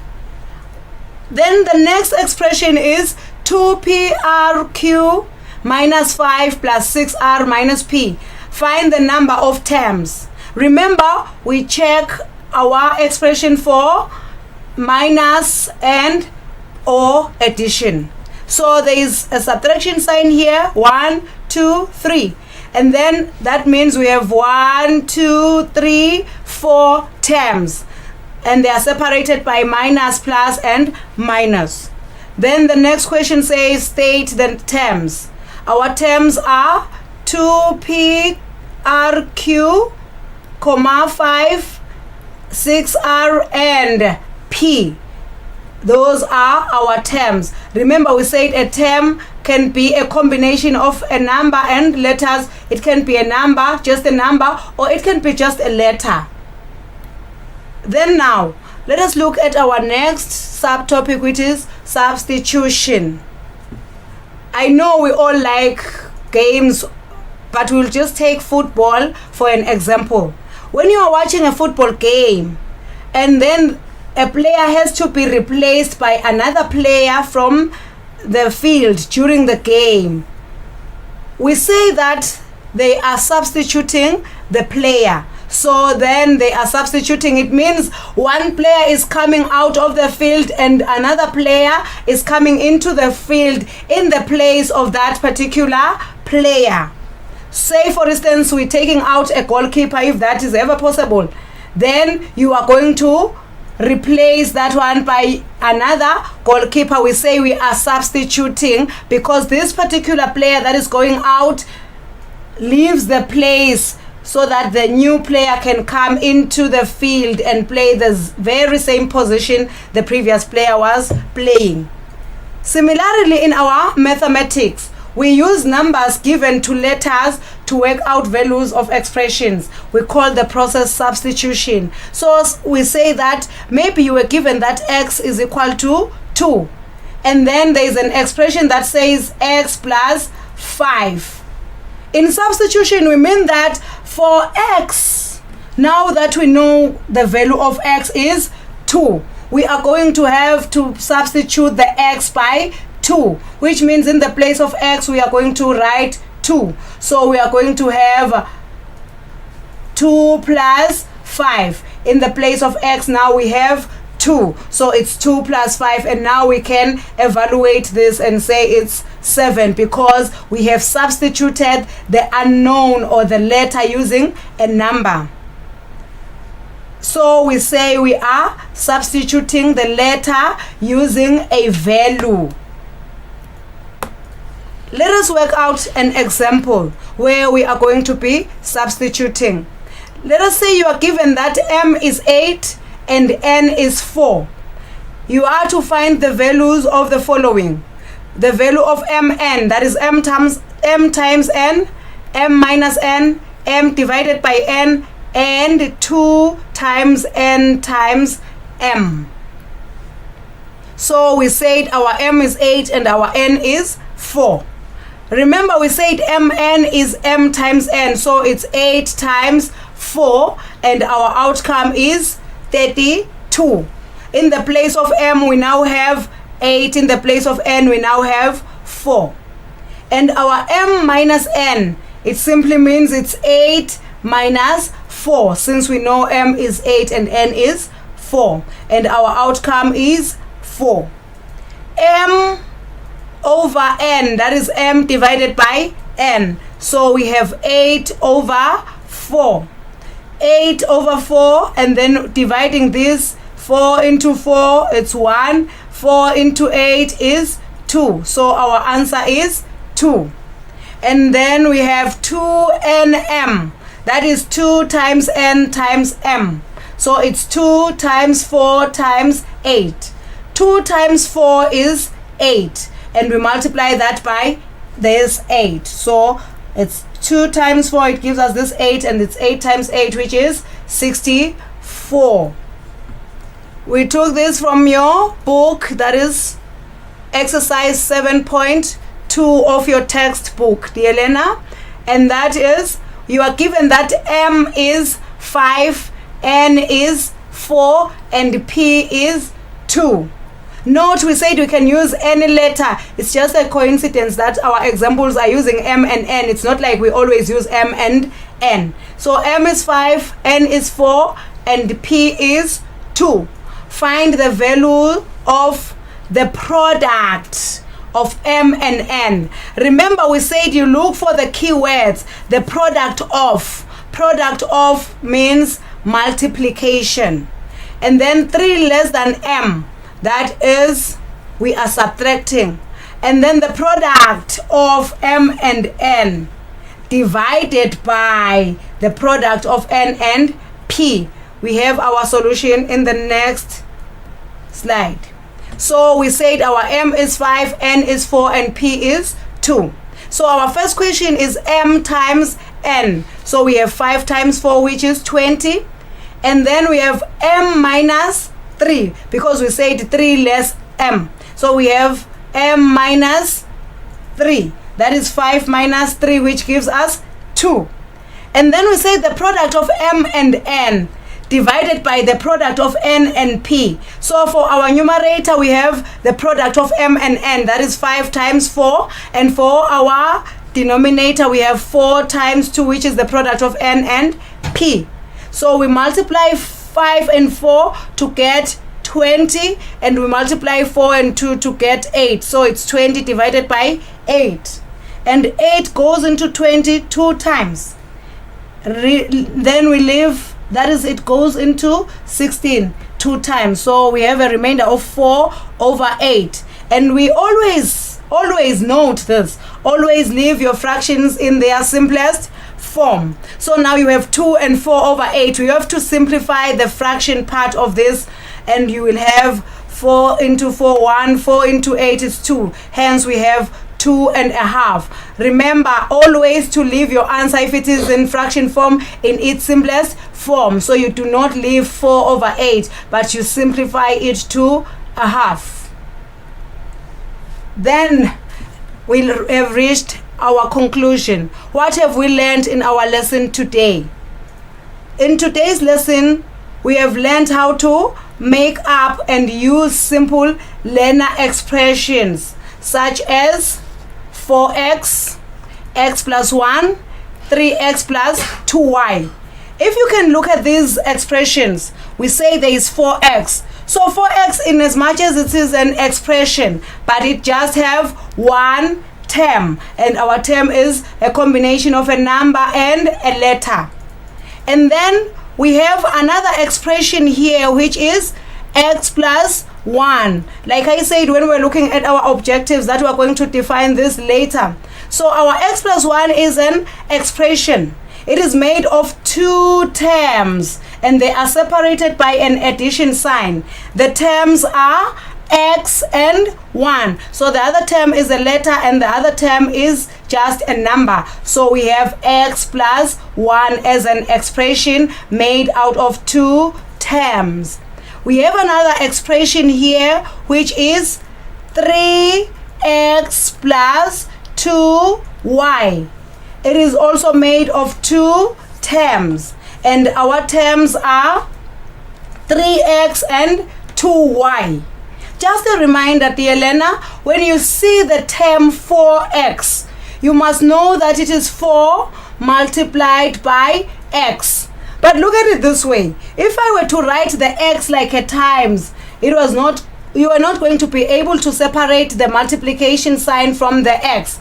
So in mathematics, we prefer writing our x just like this to avoid making it look like a times. Imagine you write 4x like 4 times. Now you cannot even differentiate between the multiplication sign and the x. So we write our x in this form.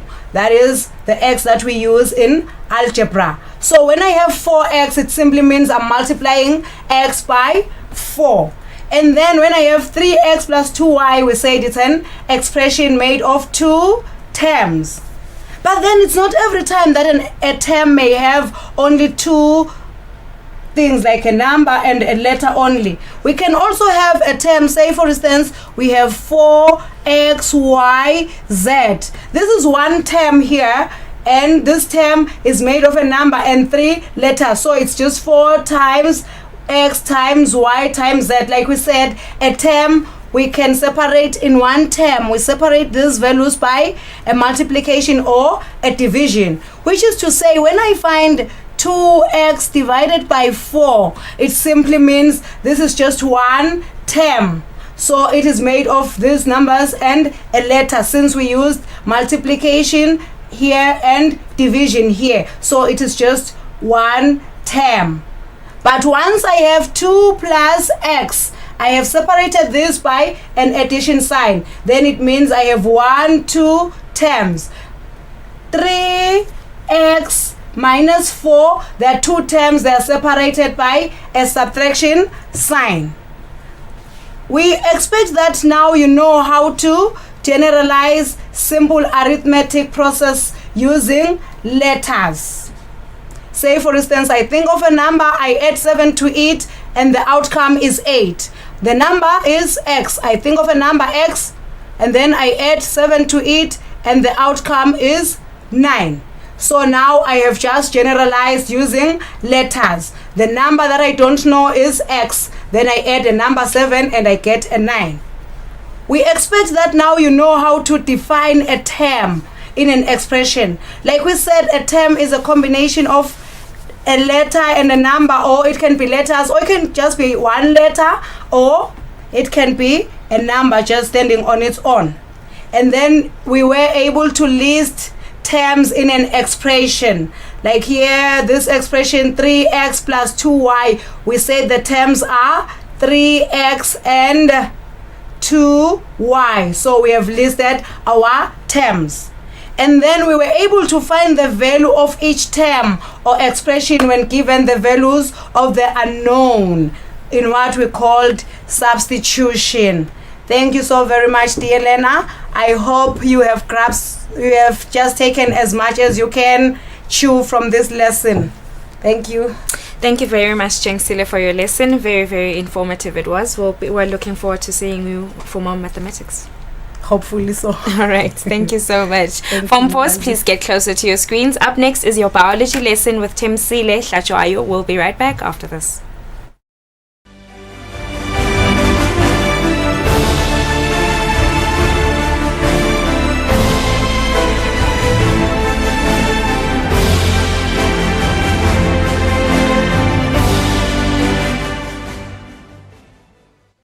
I mean, God had to go at me a number of times before I finally swallowed this. Because we just have such a wrong mindset about what God expects out of us. And you know what religion is? Religion is what we think God expects out of us instead of us looking at what he's done for us. We have worth and value not because of what we do, but because Jesus died for us. Because we're no better than anybody else. Anything that we are that in Christ, or we're nothing at all. And I enjoy ministry so much more now. I'm so comfortable, and I love God, and I like myself, and I don't care what you think about that, but I just like myself. I spent enough years hating myself. I'm done with all that. Amen.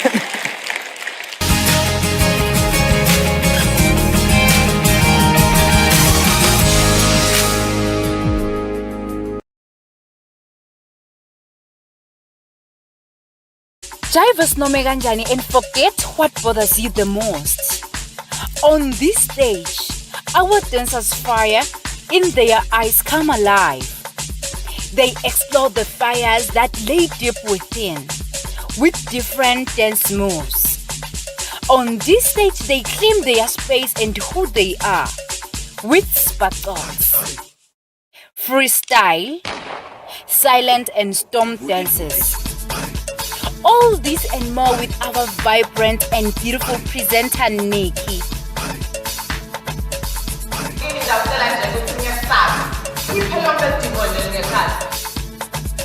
Divers Nome Kanjani Season 4 coming soon on Eswatini TV. Sibuko Semaswati.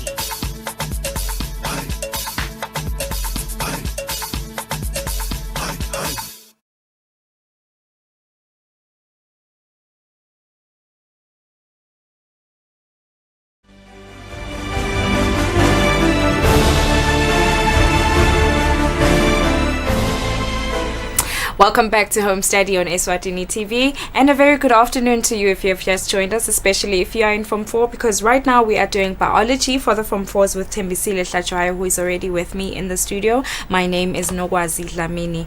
Good afternoon. Afternoon, Nogwazi.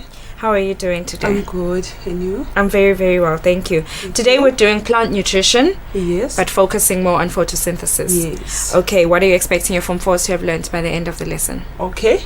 By the end of the lesson, I expect you guys to be able to define photosynthesis. You should state the equation of photosynthesis both in words and in symbols. You should also describe the intake of raw materials for photosynthesis and the conversion of light energy into chemical energy. Also, I want you to state the uses of glucose. Also, I want you to perform a starch test on a leaf. All right, thank you so much for that, Tembisile from Force. I hope you are ready for your lesson. And of course, a reminder about our YouTube and our Facebook platforms where we are live right now, so you guys can join us in those as well. And of course, about our WhatsApp number that you can use to text us any questions that you might have. Tembisile, you may please begin with your lesson. Okay, thank you.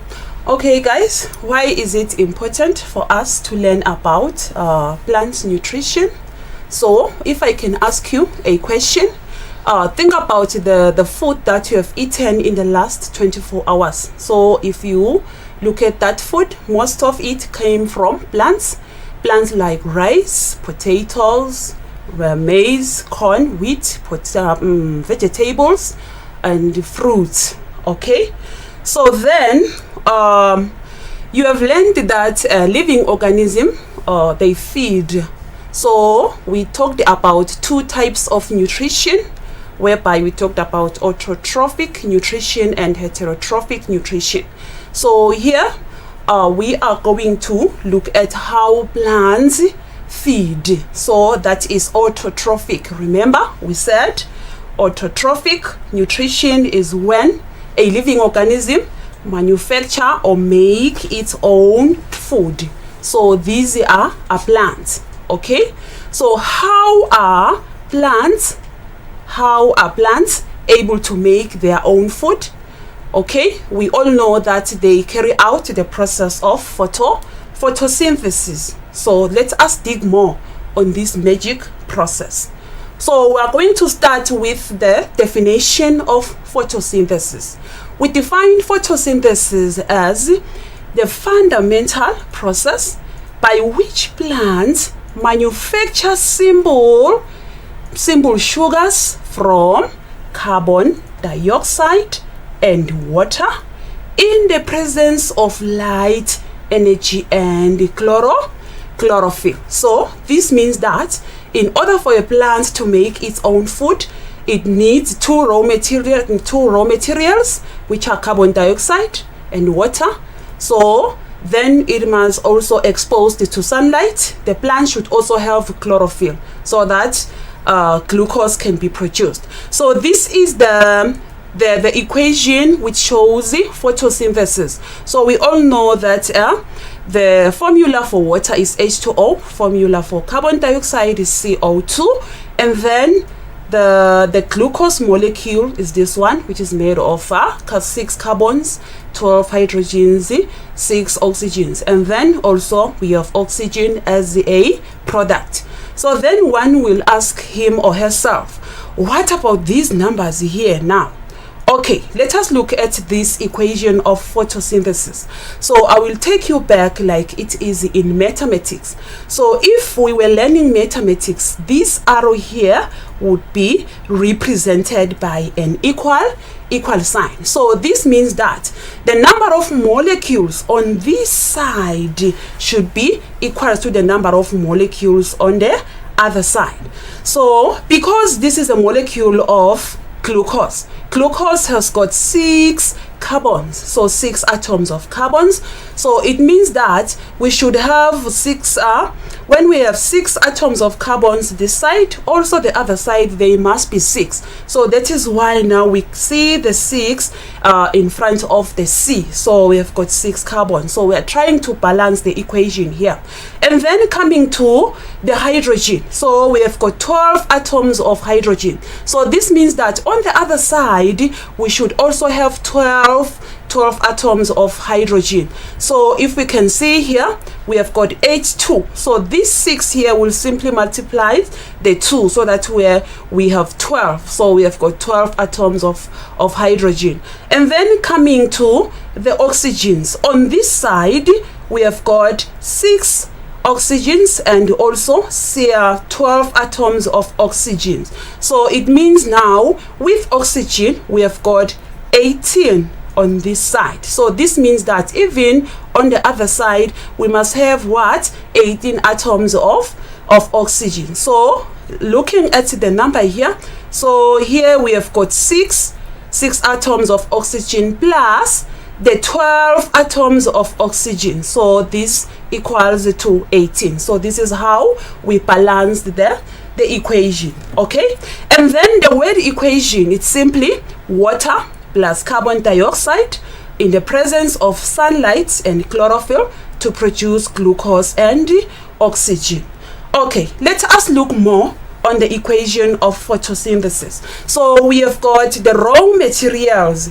We have got raw materials which are water and carbon dioxide. We have got the conditions which are sunlight and chlorophyll. We also have the products which are glucose and oxygen. So then, the product is glucose and oxygen, yes. Where does photosynthesis takes place? It occurs in the chloroplast containing cells of a green plant. Remember, we talked about the structure of a cell. We said that a plant cell has got a chloroplast. So photosynthesis, it occurs in the chloroplast. What is in there in the chloroplast? We have got chlorophyll. So the chlorophyll is found in the chloroplast of mesophyll cells. So the function of the chlorophyll is to trap light energy. So that is why we need this chlorophyll in the plant. Okay, and then coming to the products of photosynthesis. So we know that one of the products is glucose. Where is glucose used? It is used for respiration in the plant. And some of the glucose is converted to starch and stored as things mostly in roots, leaves, and and seeds for future use. Okay, and then some of the glucose which is produced is converted to cellulose. Yes, cellulose, which is needed to make the cell wall. Remember, we said that the cell wall is made up of cellulose.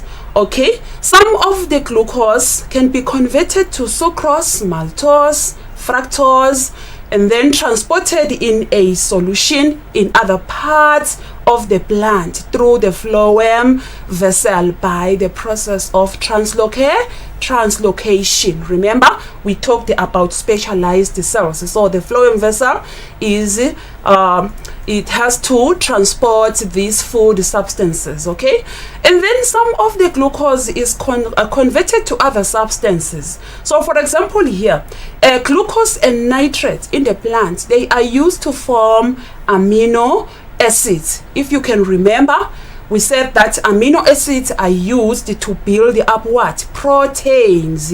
Yes, so some of the glucose functions in the making of amino acids. Okay, also the sugars can be converted to oils, which is an efficient way to store energy in seeds. Yes, so we know that some of the seeds contain oil.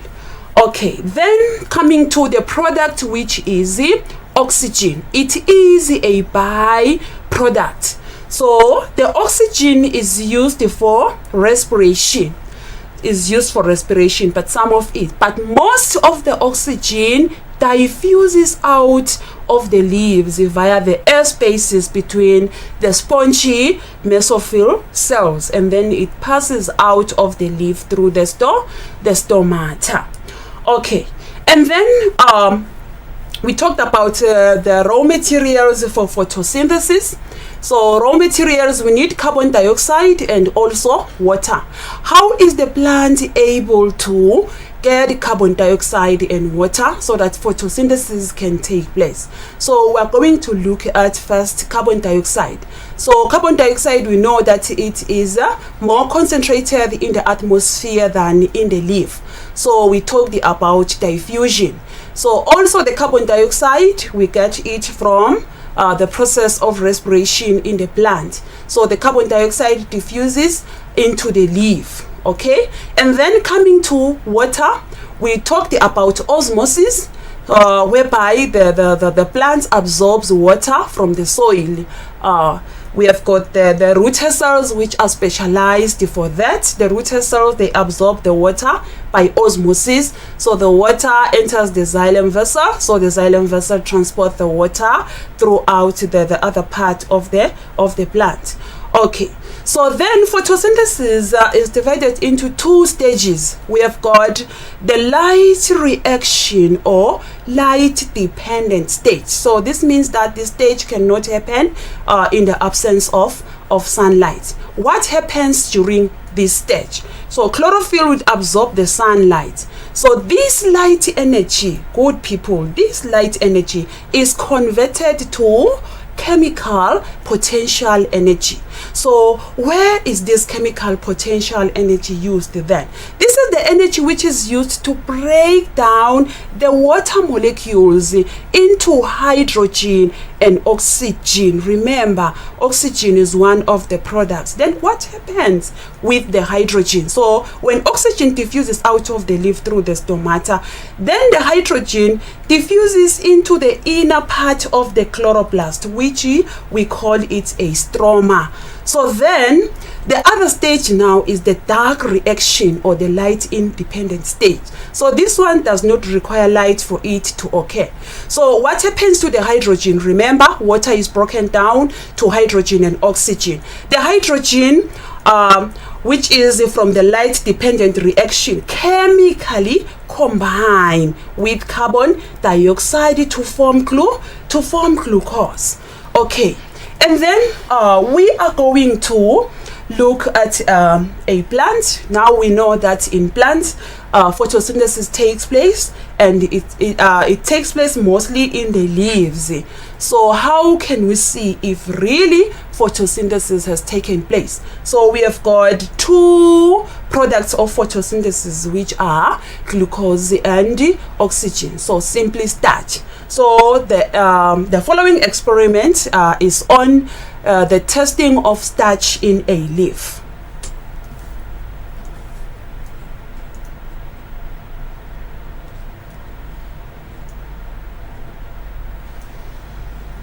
Okay, so you pick a fresh, healthy leaf, you put it in boiling water, you boil the leaf for some few seconds.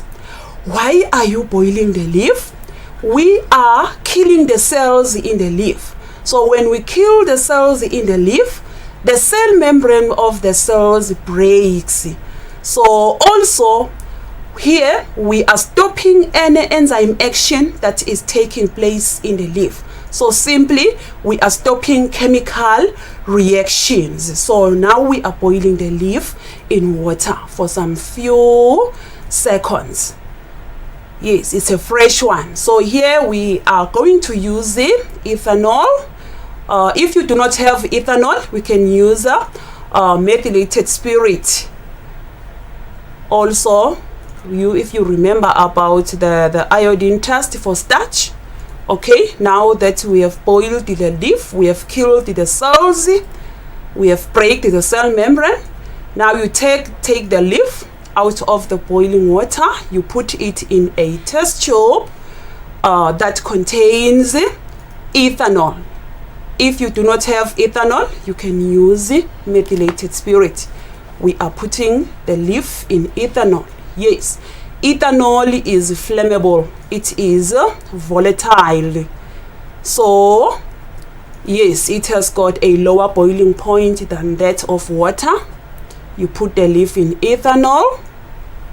You put the leaf in ethanol, and then you boil it in a water bath. Why are we using a water bath? Remember, we said that ethanol is flammable. It is volatile. So to prevent accidents, you cannot boil the leaf in ethanol directly on the flame. Okay, if you can see in the test tube where we have put the leaf, our ethanol is likely turning to green. Yes, at first it was colorless. Now we can see that it is slowly changing to green. Can you think what is happening there? What is it that is green, which is found in plants? Yes, it is chlorophyll. So this means that the ethanol here is removing the chlorophyll from the leaf.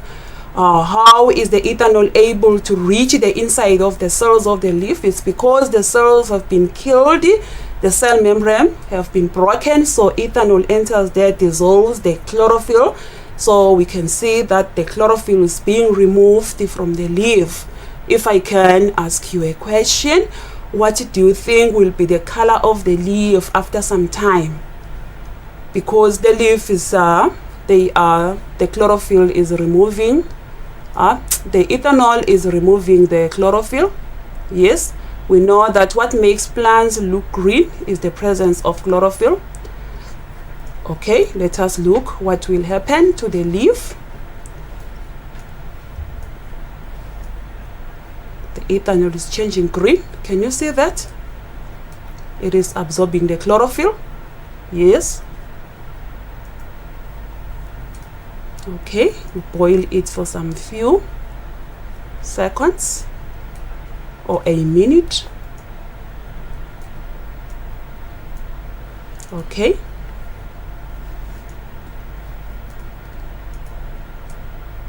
We are removing the chlorophyll using the ethanol. If you do not have ethanol, you can use methylated spirit. Yes, and then we remove the test tube from the hot water.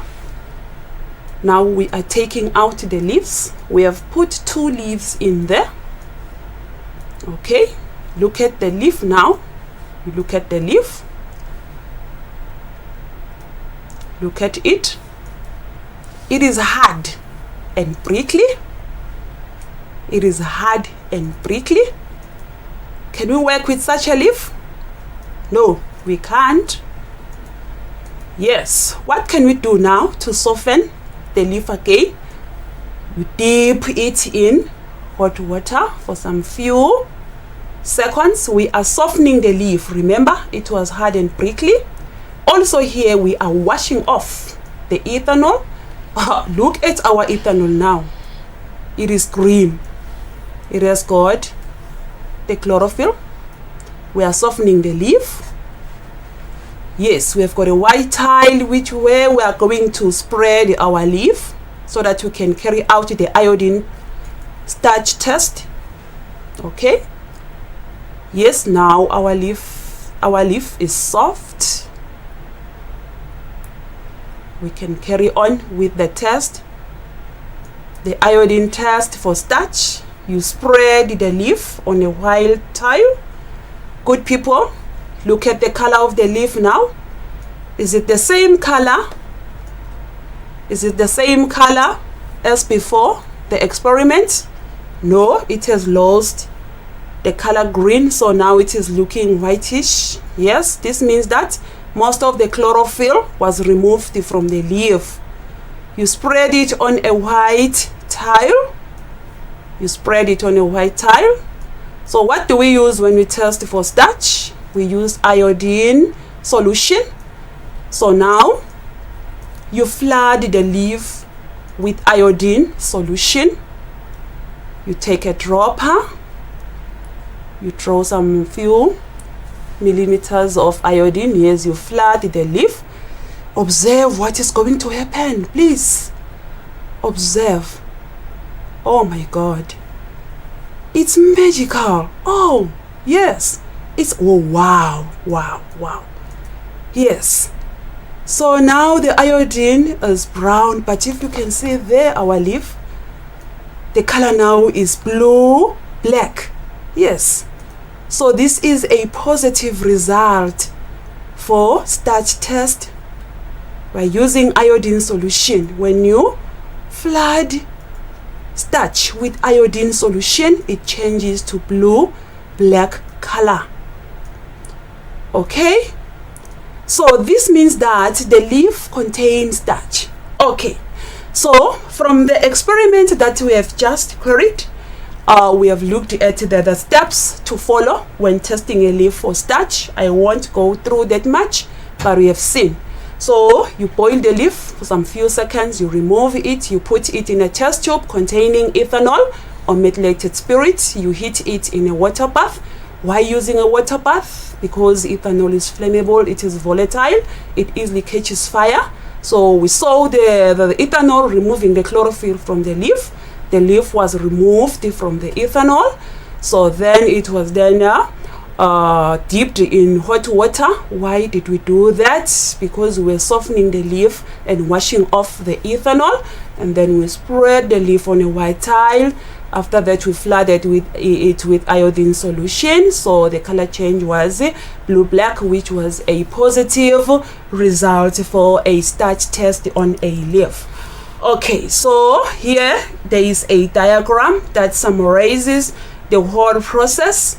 We have seen the water boiling, then we have seen the leaf being put into ethanol, and then after that the leaf being dipped in water so that it is softened, and then finally we flooded it with iodine solution. Okay, so now let us try and answer these questions and see if we have grasped enough information for our today's lesson. So the first question says, name the parts of a plant in which photosynthesis mainly occur. Which part of a plant in which photosynthesis mainly occur? Very good. It's the leaves. Yes, it's because in the leaves we have got the mesophyll cells. Okay, and then question number 2 says, fill up the spaces below on the equation of photosynthesis. So we have got some spaces, remember? Yes, we said that this side should balance the other side. So what is missing here? So we have got 6 carbons. Yes, so here we have to put 6. We are trying to balance the equation here. And then we have got 12 hydrogens. What happens to the other side? We have got only 2. So to get 12, we must multiply the 2 by 6 so that we have 12. And then finally, coming to the oxygen, how many oxygen atoms do we have all together? So here we have got 6. And here we have got 12 plus 6. So which means it makes 18. So what do we put here so that we can make the equation balance? Which number? Very good. We put 6.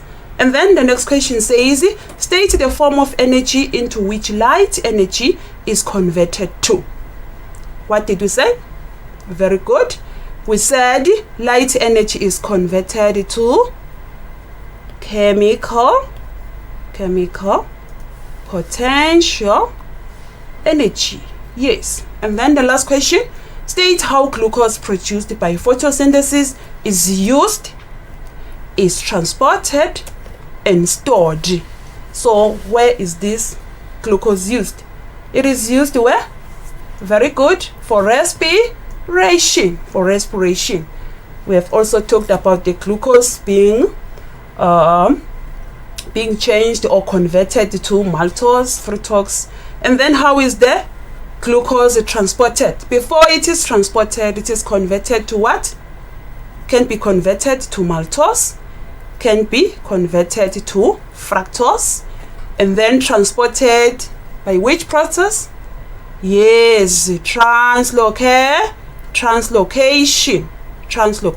And then the glucose is stored as what? As starch.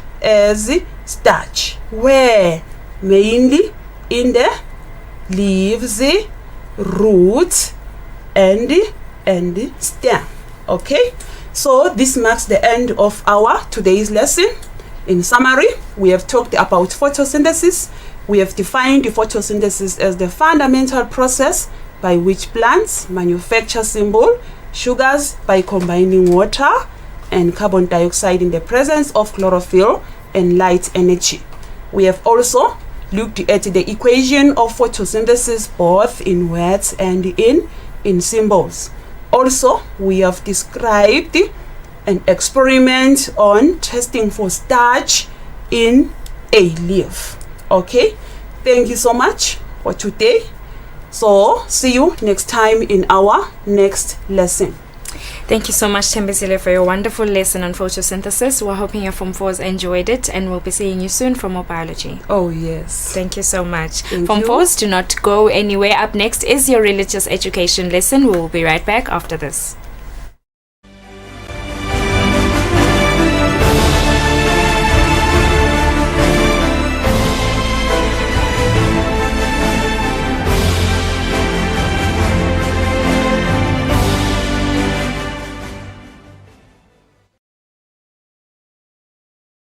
Buhle bethu imvelo yethu. Buhle bethu tindzawo tethu. Indalo yashada nemasiko kuhle kwethu. Kuvakasha kwethula umthwalo emahlombe ethu. Hloma ngwane vuka uvakashe indlela uyikhombe etindzaweni tethu. Temvelo nembukiso ungcebeleke uthathe netithombe. Lalela ke nangu sonkondlo waseswatini akutekela ayibeka indzaba ayihlela kuhle kwelijaha lishela ngiyakutshela diningi tindzawo longativakashela hloma ngwane vuka uvakashe la phana lapha kuvakasha kuyayelapha enhlitiyo kanye nemqondo kuyawuphumuda uqinisa buhlobo nebungane losebundenga ndenga with a trip to Mantenga Falls or a sip among friends of Sibebe Brew on Sibebe Mountain, or perhaps your cup of tea is backpacking and horse riding, sightseeing the seamless streams and springs that stream across the gorgeous valleys of the mountainous kingdoms of Eswatini. We have you covered. Hloma ngwane vuka uvakashe. Buhle bethu imvelo yethu. Buhle bethu ngabuthola nasebantwini bethu.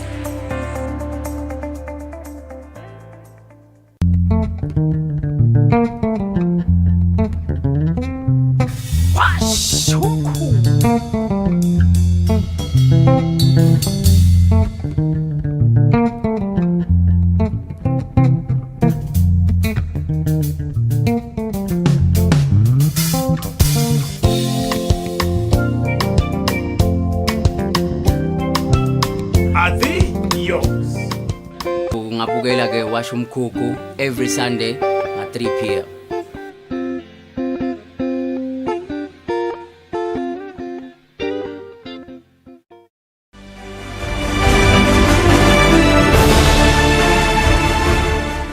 Welcome back to Home Study on Eswatini TV, and a very good afternoon if you have just joined us, especially if you are in Form 4. My name is Nogwazi Dlamini. Right now we are doing religious education with Mr. Samgeliso Ngumalo for the Form 4s. How are you doing today, sir? I am very well.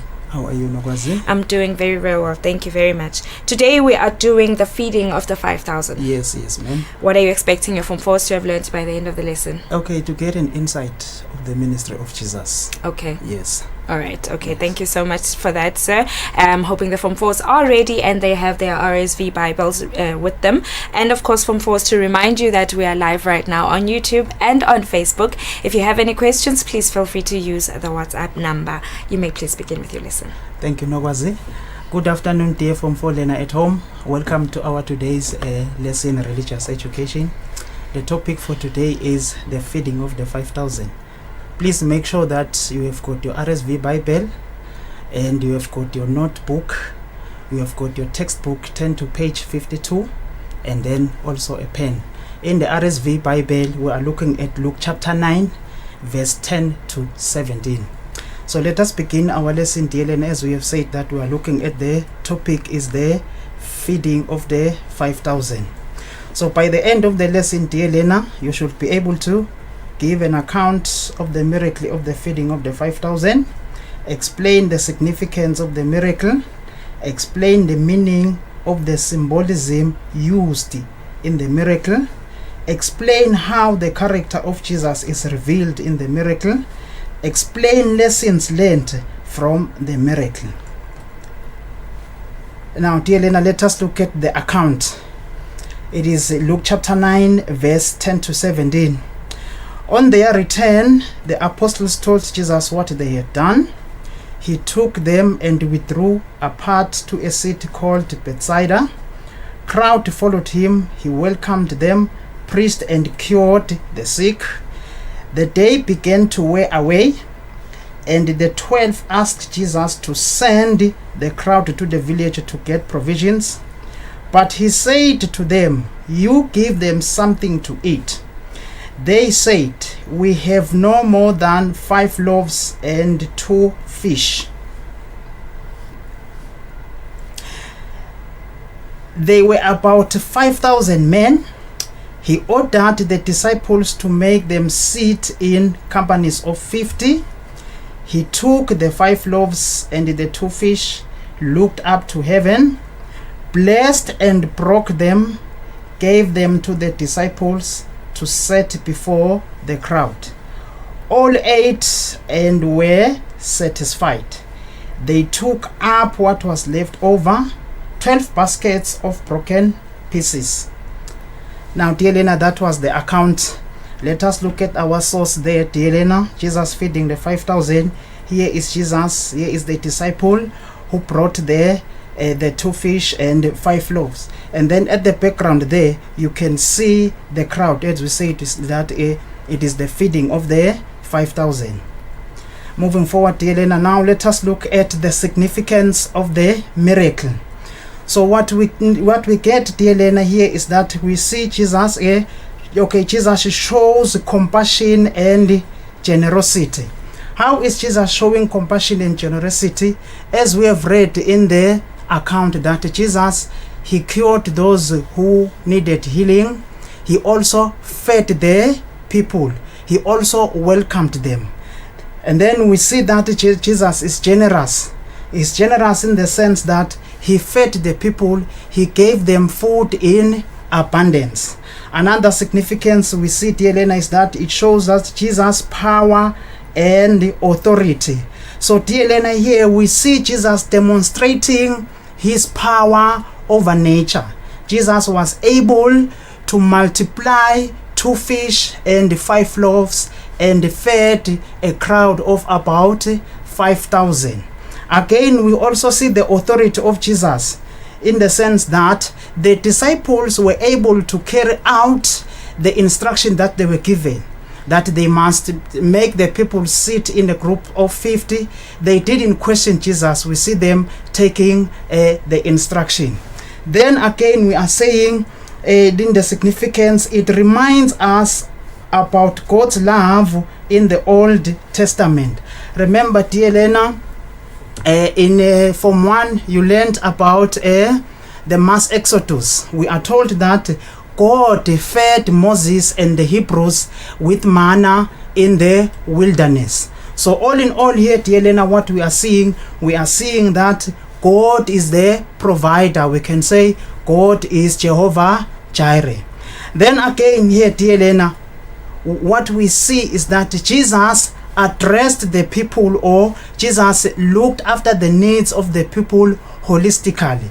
He was able to look after the people material wise, physical wise, and spiritual wise. When we say material wise, we mean that Jesus fed them, and then spiritually he preached about the kingdom, and then physically he fed them.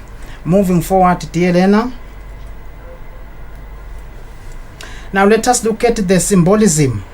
We are going to first look at the bread. So the bread here, dear Elena, it is the word of God which nourished the crowd. Bread became a sign of sharing. And again, dear Elena, we are going to see in the Last Supper where the bread becomes the body of Christ. In the Last Supper, Jesus and his disciples, he had the Last Supper. He took bread and broke it and gave it to the disciples, and he told them that they must do this in remembrance of him. Again, dear Elena, under symbolism, let us look at the 12 baskets. The 12 baskets, we get that it is we see the authority and perfection. Now, here again, dear Elena, there were about 12 baskets that were collected with food. So the 12 baskets, it is equals to the 12 disciples. Again, dear Elena, what we see here, we see God providing for the future. Now, the people or the crowd were fed. 12 baskets remained. And then when we see the disciples collecting the 12 baskets, it tells us the disciples had a meal for the next day. Then let us look at the fish. Now the fish represents the followers of Christ. Now the fish became a Christian symbol.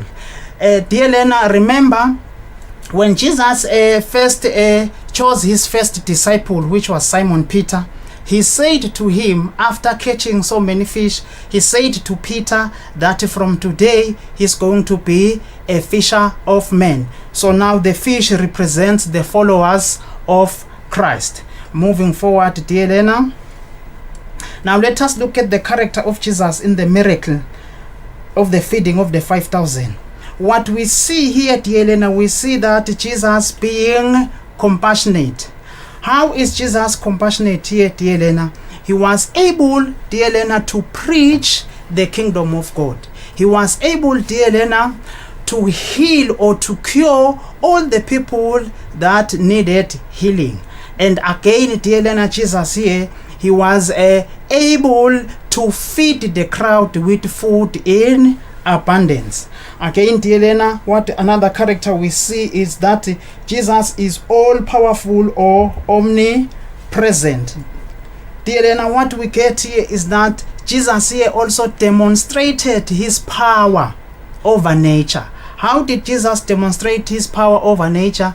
He was able to multiply 5 loaves and 2 fish and fed a crowd of 5,000. So here we are seeing the limitless power of Jesus.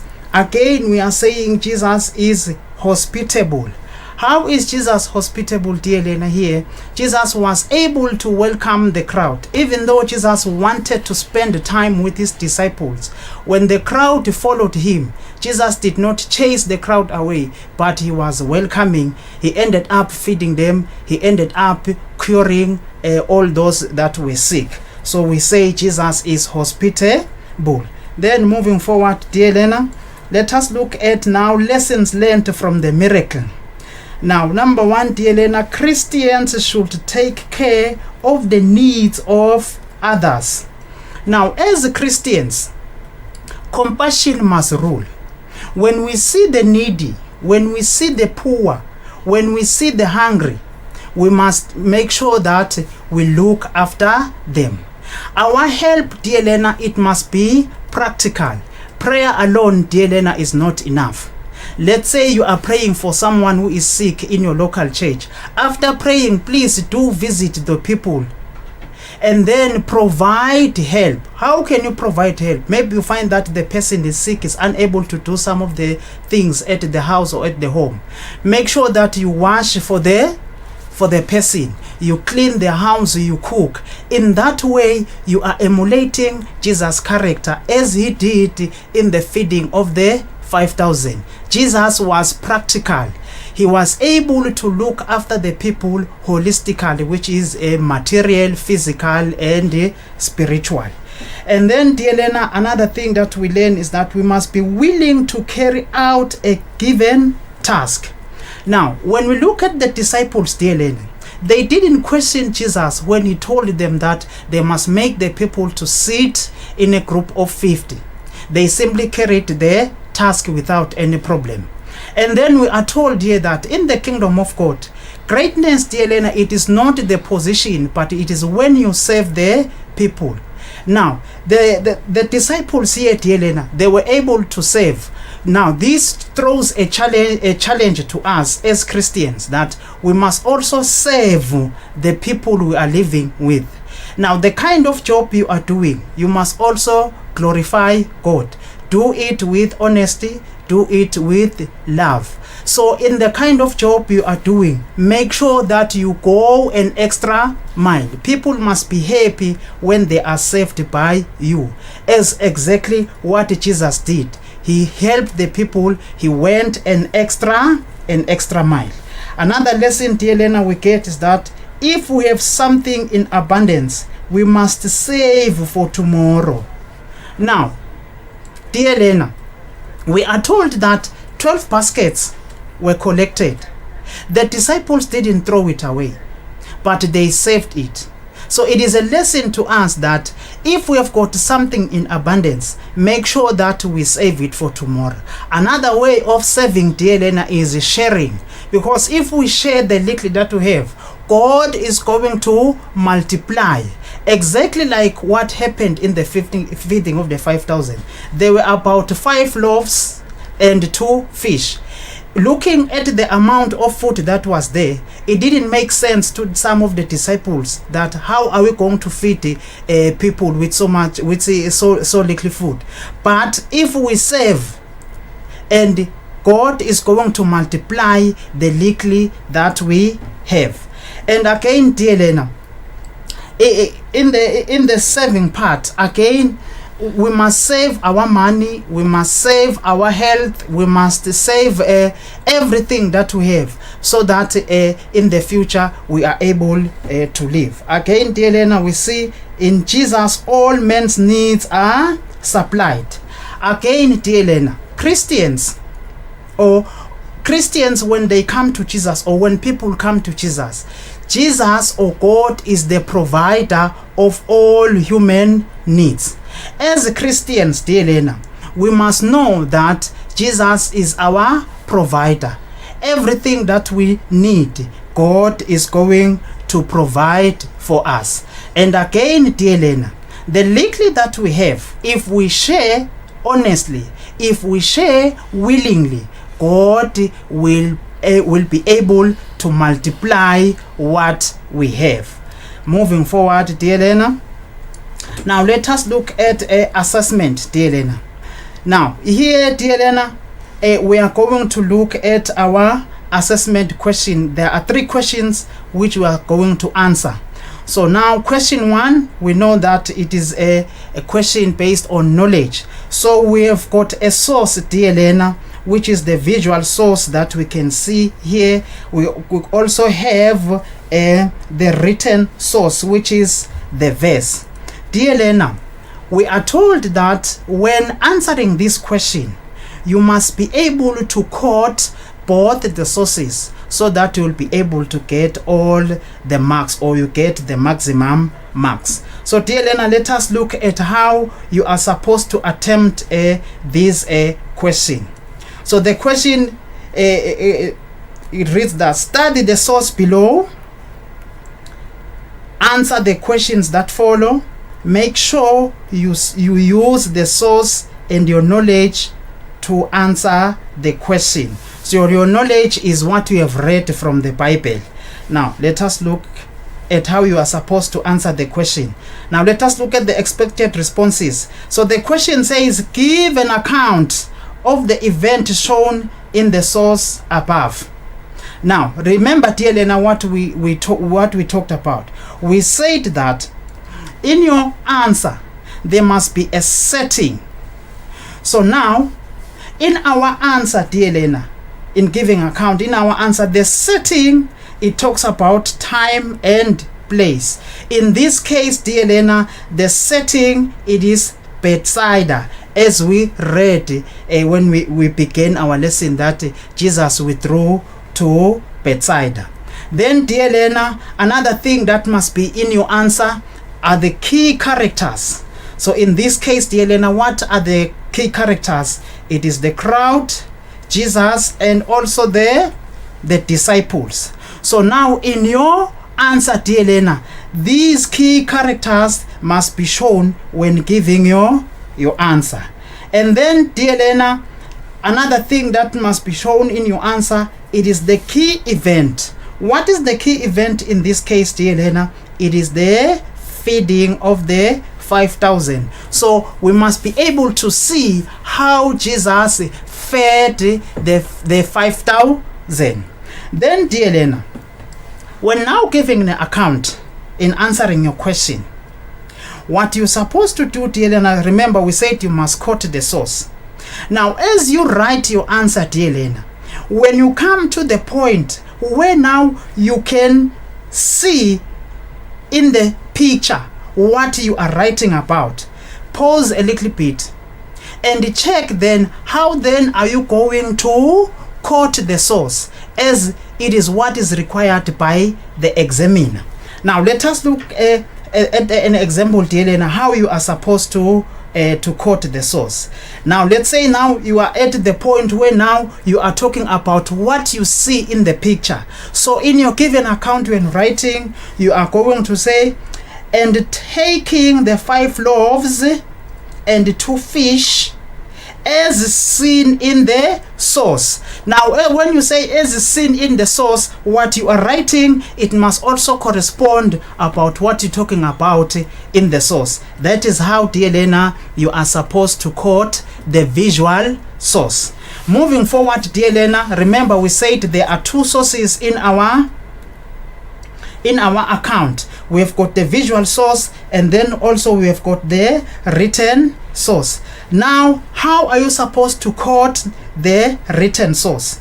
Again, as you continue giving your answer, you will find whereby now you have to write the verse, or when now you are talking about the verse, which is the written source. Again, you will say, they followed him, he welcomed them and spoke to them of the kingdom of God, as it is written in the source. Again, dear learner, please make sure that you finish the verse. As you can see, our verse here has got 3 dots there, which means that you have to finish the verse. Maybe it is at the beginning or at the end. Now, dear learner, once you do, or once you answer your question like this, you will be able to get all the maximum marks, which is 6 marks. This is how, dear learner, you are supposed to answer the question. The setting, key characters, key event, you quote the visual source, you also quote the written source. Dear learner, now let us go to our next question. Now, here, dear learner, here is the question: explain how the character of Jesus has been revealed in the event of the source above. Dear learner, the question again, it carries 6 marks. Now let us look at the expected responses, dear Lena. We've got number 1, we said compassionate. Number 2, welcoming. Number 3, omnipotent. Now we are going to take this one, dear Lena, welcoming. Again, dear Lena, make sure that when you answer your question here, you must also quote the source. It is either you quote the visual source or else you quote the written source. It is going to depend on how you are going to answer the question. Now, in this case, dear Lena, we are going to quote the written source. We have chosen the point which says welcoming. So now, he did not chase them. Instead, he attended both their spiritual and physical needs. As it is written in the source. Let us look at our written source. They followed him, and he welcomed them and spoke to them of the kingdom of God. Dear Lena, that is how then you are supposed to quote the source. Now, moving forward, dear Lena, let us look at our evaluation question. Now, let us look at the question. Do you think Christians nowadays have concern for the needy in society? Give reasons for your answer and show you have thought about different points of view. Again, dear Lena, this question carries 8 marks. There are 16 lines, dear Lena, which you are supposed to answer the question on. Now, again, dear Lena, the important thing is that remember again to also quote the source. Before we see how we are supposed to answer the question, let us look at what is required of you when answering this question. Now, the structure, for example. Now, the structure, number 1, you're supposed to take a stand. Number 2, statement of the obvious. Number 3, your point, you mention your point, and then you support with evidence from the Bible. Remember, dear Lena, we are looking at the book of Luke or the Gospel of Luke. So your evidence or your supporting evidence, it must be from the book of Luke. And then, dear Lena, when coming to the other side, acknowledge other people's view. And then you mention your point again, dear Lena, here you support. Again, it's going to depend. Maybe it's going to be evidence from the Bible or else a general view that is accepted by everyone. It can be from the constitution or the law that we all know in supporting the other view. Now, dear Lena, let us look at how you are supposed to answer this question now, giving the answer and again quoting the source. So the question says, do you think Christians nowadays have concern for the needy in society? Give reasons for your answer and show you have thought about different points of view. So when answering the question, you will say, yes, I think Christians nowadays have concern for the needy in the society. Dear Lena, please remember, when answering this question, always start with the yes part. Always start with the yes part. So let us look at the answer. Yes. We say, yes, I think Christians nowadays have concern for the needy in the society. They still give, that is your point now, they still give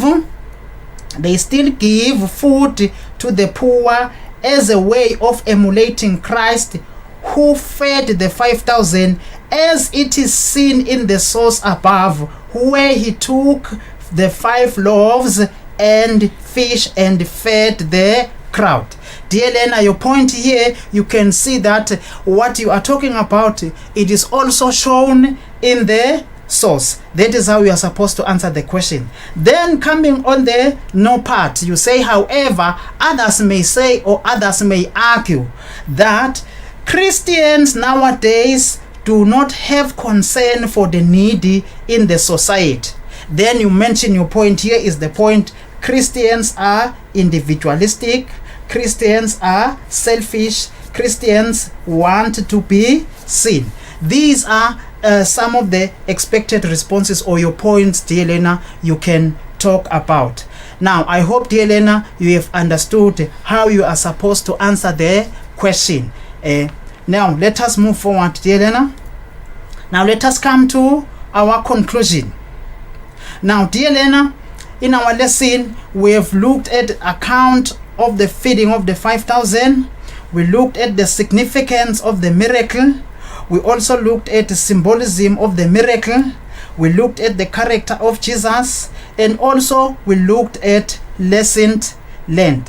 Thank you very much, dear Elena. For our next lesson, go and read under exorcism, which is the healing of demoniac of Capernaum. It is in Luke chapter 4, verse 31 to 37. Then the man with dropsy, it is Luke chapter 14, verse 1 to 6. And in your textbook, it is pages 54 and also page 56. Thank you very much, dear Elena. I hope you have been helped while we were looking at the lesson. Thank you. Thank you so much, Mr. Ngumalo, for your very, very informative lesson. We're hoping your Form 4s enjoyed it, and we'll be seeing you soon, I'm sure. Definitely. Thank you so much, viewers at home. Unfortunately, that brings us to the end of the show. That was the last lesson for the day. We're hoping that you had a beautiful day of learning as always, and of course are looking forward to more lessons that you are going to learn. Speaking of which, this is what your day looks like tomorrow. From 2 p.m. until 2:30 p.m., we have the religious education lesson for the grades 1 and 2. From 2:30 p.m. until 3 p.m., we have French for grades 3 and 4. From 3 p.m. until 3:30 p.m., we have practical art for grades 3 and 4. From 3:30 p.m. until 4 p.m., we have science for Form 1 and Form 2. From 4 p.m. until 4:30 p.m., we have chemistry for the Form 4s. And the last lesson for the day is mathematics for the Form 4s from 4:30 p.m. until 5 p.m. And a reminder about our social media platforms. We are live from 2 p.m. until 5 p.m. on our YouTube channel and our Facebook page. And of course, about our YouTube channel, don't forget to subscribe on our YouTube channel. And of course, hit on that bell so that you get notifications of when we are live. And of course, our WhatsApp number that you can use to text us any questions that you might have. Thank you guys for joining us today. We will see you tomorrow, 2 p.m. sharp, from myself and the team. Bye!